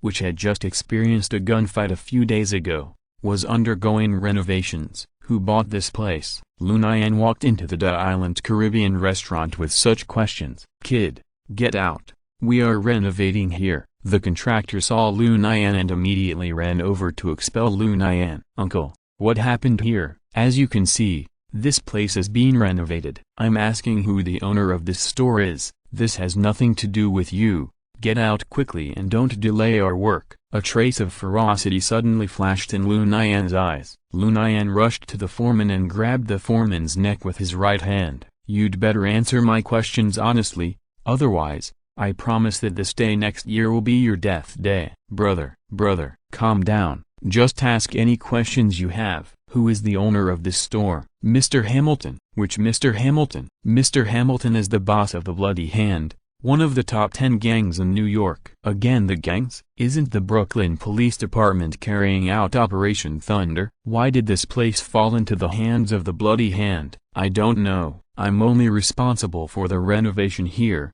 and I don't know anything else. Is that really the case? Lu Nian looked at the foreman with a suspicious look. Brother, can you put me down? Lu Nian's hand was still pinching the foreman's neck. Okay. Unexpectedly, as soon as Lu Nian let go of his hand, the contractor immediately stepped back and shouted, "Come on, take this guy down." The workers working around immediately stopped their work and rushed towards Lu Nian with various tools. Lu Nian glanced at the contractor with a playful look. The contractor was instantly frightened by Lu Nian's look, and an ominous premonition began to linger in his heart. Facing a large group of workers holding tools, Lu Nian had no fear. With Lu Nian's current physical strength, even if these workers beat him casually, he would not be hurt at all. Lu Nian did not embarrass these poor people. After all, the culprit was the contractor. Lu Nian just knocked the workers unconscious one by one, and did not kill them. In a blink of an eye,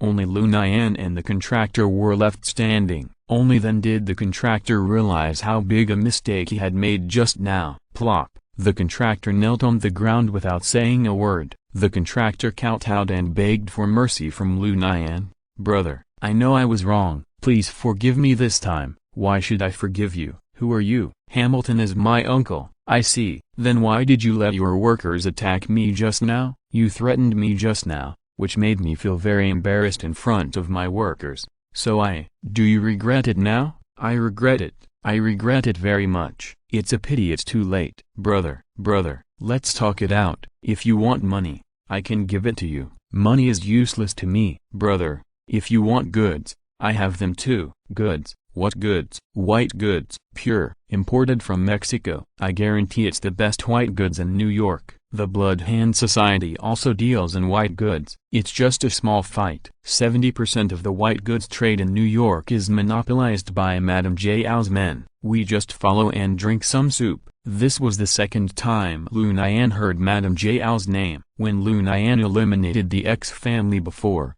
he also heard Madame Jiao's name. Who is Mrs. Jiao? Where can I see her? Are you crazy? It is said that Mrs. Jiao's strength is comparable to that of boss Jin Bing. Let me put it bluntly, you are definitely looking for death if you go to find Mrs. Jiao. Haha, you don't have to worry about this. I just like to look for death. Tell me where I can see Mrs. Jiao. I don't know. Lu Nian knocked the contractor to the ground with a punch, and then stomped hard on the contractor's hand. Will this help you remember? I really don't know where Madame Jiao is, but my uncle must know. All our cheap goods come from Madame Jiao. Didn't you just say that they are all imported from Mexico? Mrs. Jiao hired us, the Blood Hand, to import goods from Mexico, and Madame Jiao paid us with cheap goods. I see. Since you're a small fry, I won't make it difficult for you, but next time you import goods, you have to call me. Okay, I will do it. It doesn't matter if you don't do it. I have recorded what you said. If you don't listen,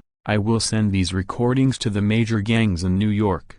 I think they will be interested." The contractor felt a chill on his back when he heard Lu Nian's words. If other gangs knew that he had betrayed Madame Jiao, he and his uncle would be dead. Although the Blood Hand was one of the top 10 gangs in New York, it had no ability to resist Madame Jiao. Chapter 124 Major Event 1 Undercurrent. After leaving the Nuda Island Caribbean restaurant, Lu Nian temporarily put Mrs. Jiao's matter behind his mind. Lu Nian's top priority was to find Jenny's whereabouts. Lu Nian went to the Island Caribbean restaurant at 8203 Flatlands Avenue in Brooklyn again, only to find that the restaurant had changed hands and the new owner had never even heard of Jenny. After Lu Nian walked out of the Island Caribbean restaurant, he looked lost and didn't know where to find Jenny. Lu Nian didn't think about going to the Dragonfly Gang's arsenal to take a look, because before, Lu Nian saw with his own eyes that Garland moved all the weapons in the arsenal to the Nuda Island Caribbean restaurant. In this way, Lu Nian and Jenny passed by. In the afternoon, Lu Nian made a special trip to Times Square to check the surrounding environment. The temporary high platform for the award ceremony has been built and is located at the entrance of the Times Square building. If I were Jenny, I would definitely start from a high place if I wanted to launch an attack. Lu Nian immediately looked up and looked for the most suitable position to start. Times Square is a very special building. The building is always empty, but it can make tens of millions of dollars a year just from advertising revenue. Since this is an empty building, it is very suitable for an ambush. However, if we launch an operation in this building, we will definitely need a sniper.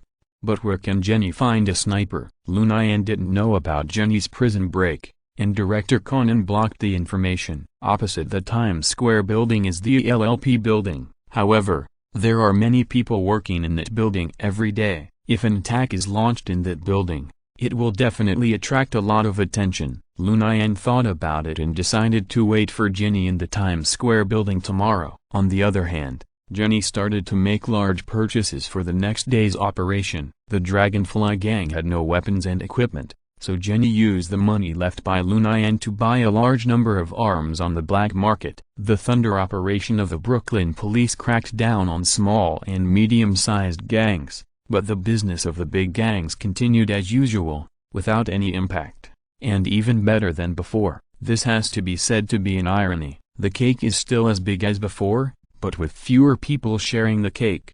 The remaining people will naturally get more of it. In the United States, the price of a pistol ranges from $10 to $100. The price of a submachine gun ranges from $100 to $400. The price of a rifle ranges from $600 to $1,000, and the price of a sniper rifle is slightly more expensive, ranging from several $1,000s to tens of thousands of dollars. Jenny gave each of her more than 100 men a pistol for self-defense, which is the basis. Jenny also equipped several of her most trusted men with an additional submachine gun. Among them was a retired American soldier, and Jenny equipped him with a sniper rifle. In the Easter operation, this retired soldier will become the undisputed protagonist. Jenny's attack plan is simple. Using car explosions to create chaos and create conditions for the retired soldier's sniping. Jenny's target this time is George Stacy. Spider-Man's cheap father-in-law will face a life-and-death situation tomorrow. After George Stacy's death,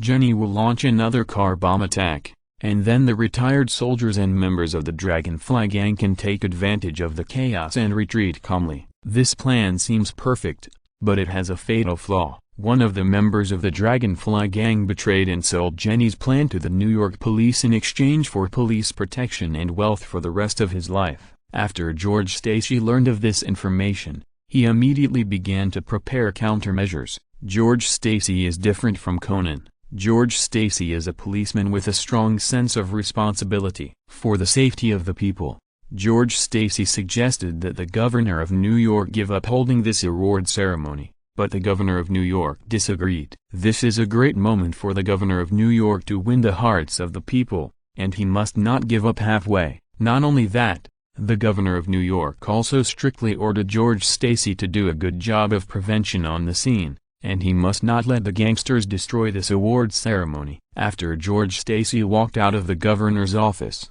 he couldn't help cursing. This group of selfish officials, they only care about their own political achievements and completely ignore the safety of ordinary people. Damn it. But George Stacy had no choice but to obey orders. George Stacy brought his men to the Times Square building to check the surrounding environment. George Stacy saw Lu Nian here and immediately went up to greet him. Lu Nian, why are you here? Chief George, what a coincidence. I don't think this is a coincidence. What are you doing here? I saw you seemed to be looking for someone just now. Yes, I was looking for my girlfriend. Lost? Yeah, New York has a population of tens of millions. It's not easy to find someone who is lost. Do you need me to help you find him? No, I'll look for him myself. I'll find him eventually. Then I wish you good luck. Chief George, I heard that the governor of New York will personally present you with an award tomorrow. I congratulate you in advance. These are all false titles. I personally hate this kind of formalism. Instead of presenting awards, you might as well go out and catch 2 more thieves. That's true. Lu Nian, I have something else to do.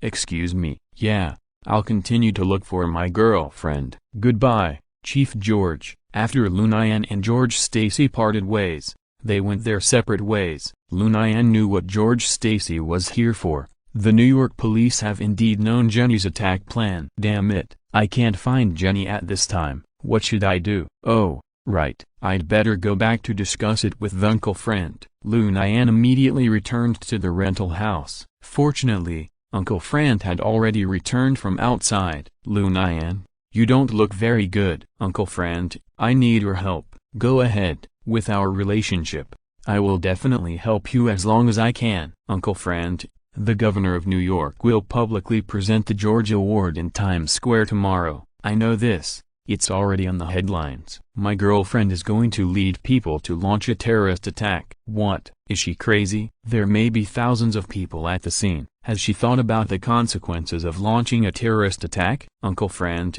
now is not the time to talk about this. The New York police have already known about this and have made preparations in advance. What? When did the New York police become so powerful? Some of my girlfriend's subordinates betrayed and sold the information to the New York police. I said it. The New York police can't be so powerful. Chapter 125 Big Event 1. 4 parties gather. Uncle Friend, that's not what I'm talking about. I need your help. What help? Save my girlfriend. Of course. The New York police must have set up a trap at the scene, waiting for my girlfriend to lead people into the trap. We must save her. Don't be ridiculous. Lu Nian, our goal is to punish evil and promote good, and we can't openly go against the New York police. Uncle Friend, we don't have to go against the New York police.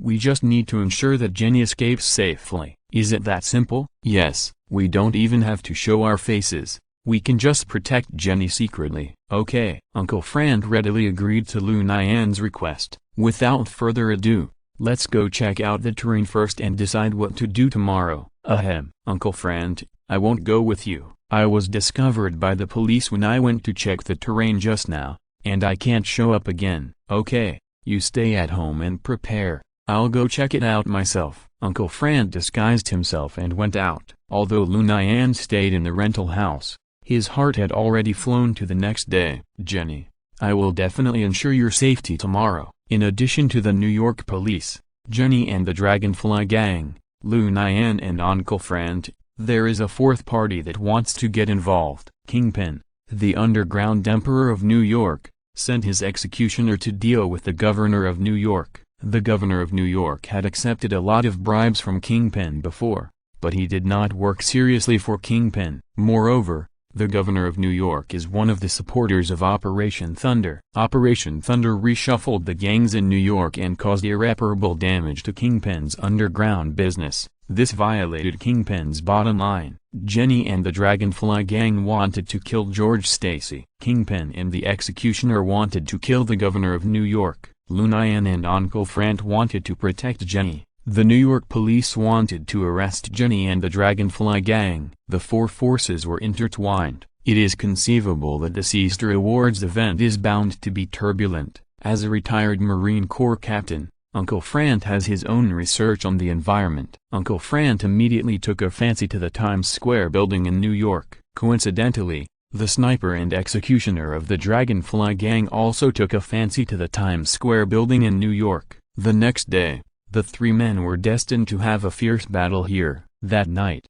Lu Nian and Uncle Frank maintained all the weapons. This time it was daytime and in a public place, so it was important to hide their whereabouts. Lu Nian would wear a mask and take Jenny away from the scene, and Uncle Frank would hold a sniper rifle and cover Lu Nian and Jenny from the commanding heights. Frank still chose to carry his familiar M16, Browning pistol and switchblade. Bulletproof vests are still standard, because Lu Nian had to rescue people in the crowd the next day. The SL-8 was not suitable for such close combat, so Lu Nian picked a HK-USP for self-defense. With Lu Nian's strength, the HK-USP was almost like a recoilless gun in his hand. Uncle Frank's HK-USP has been modified, and the magazine capacity has reached 15 rounds. It uses .45 bullet ACP pistol bullets. The only disadvantage is that the effective range is a bit short, only 50 meters. In order to avoid the surveillance cameras and passers-by on the road,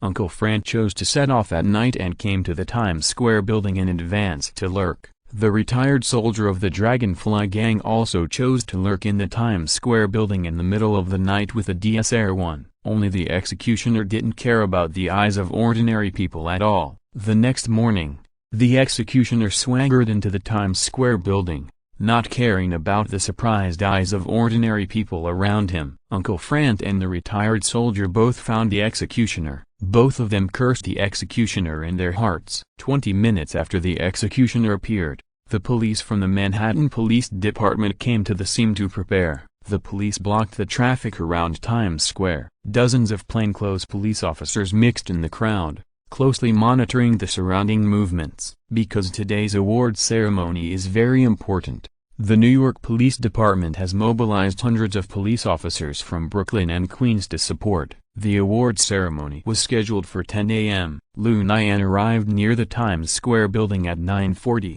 George Stacy arrived at Times Square at 8 o'clock and personally led a team to check the surrounding security. Fortunately, Lu Nian arrived late, otherwise he might have met George Stacy again. The motorcade of the governor of New York State arrived at the underground parking lot of Times Square at 9:45, surrounded by a dozen bodyguards.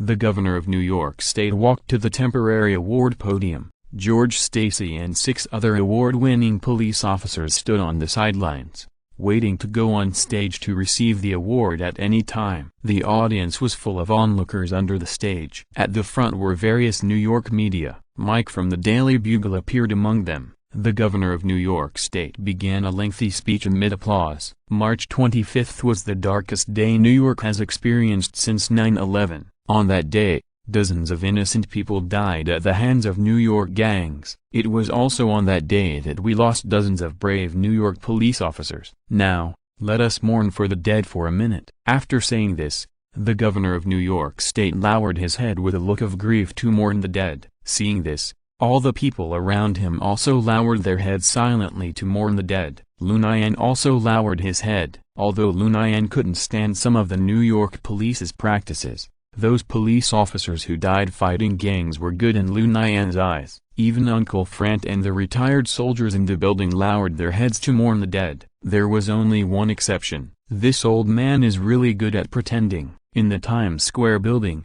the executioner sneered disdainfully. As Kingpin's confidant, the executioner knew a lot about the dark history and background of the governor of New York State. 1 minute later, the governor of New York State continued his speech. Now, the moment of silence is over. I know you must be feeling very sad at this moment. Perhaps among those present, there are relatives, friends or comrades who died in this battle between police and criminals. However, I must tell the truth. As a New Yorker, I feel extremely fortunate, because in New York, there is still a group of great people protecting us. They are the New York police. Warm applause and cheers immediately rang out from the audience. In the darkest moment in New York, it was Chief George and the police officers of the Manhattan Police Department who lit up the dark night of New York with their spirit of fearlessness and sacrifice. End of this chapter. Thank you very much for reaching the end. Don't forget to like. Looking for more exclusive content and immediate access? Subscribe to our Patreon. Remember, every like, subscription, or donation encourages us to continue. Thanks to everyone. See you in the next video.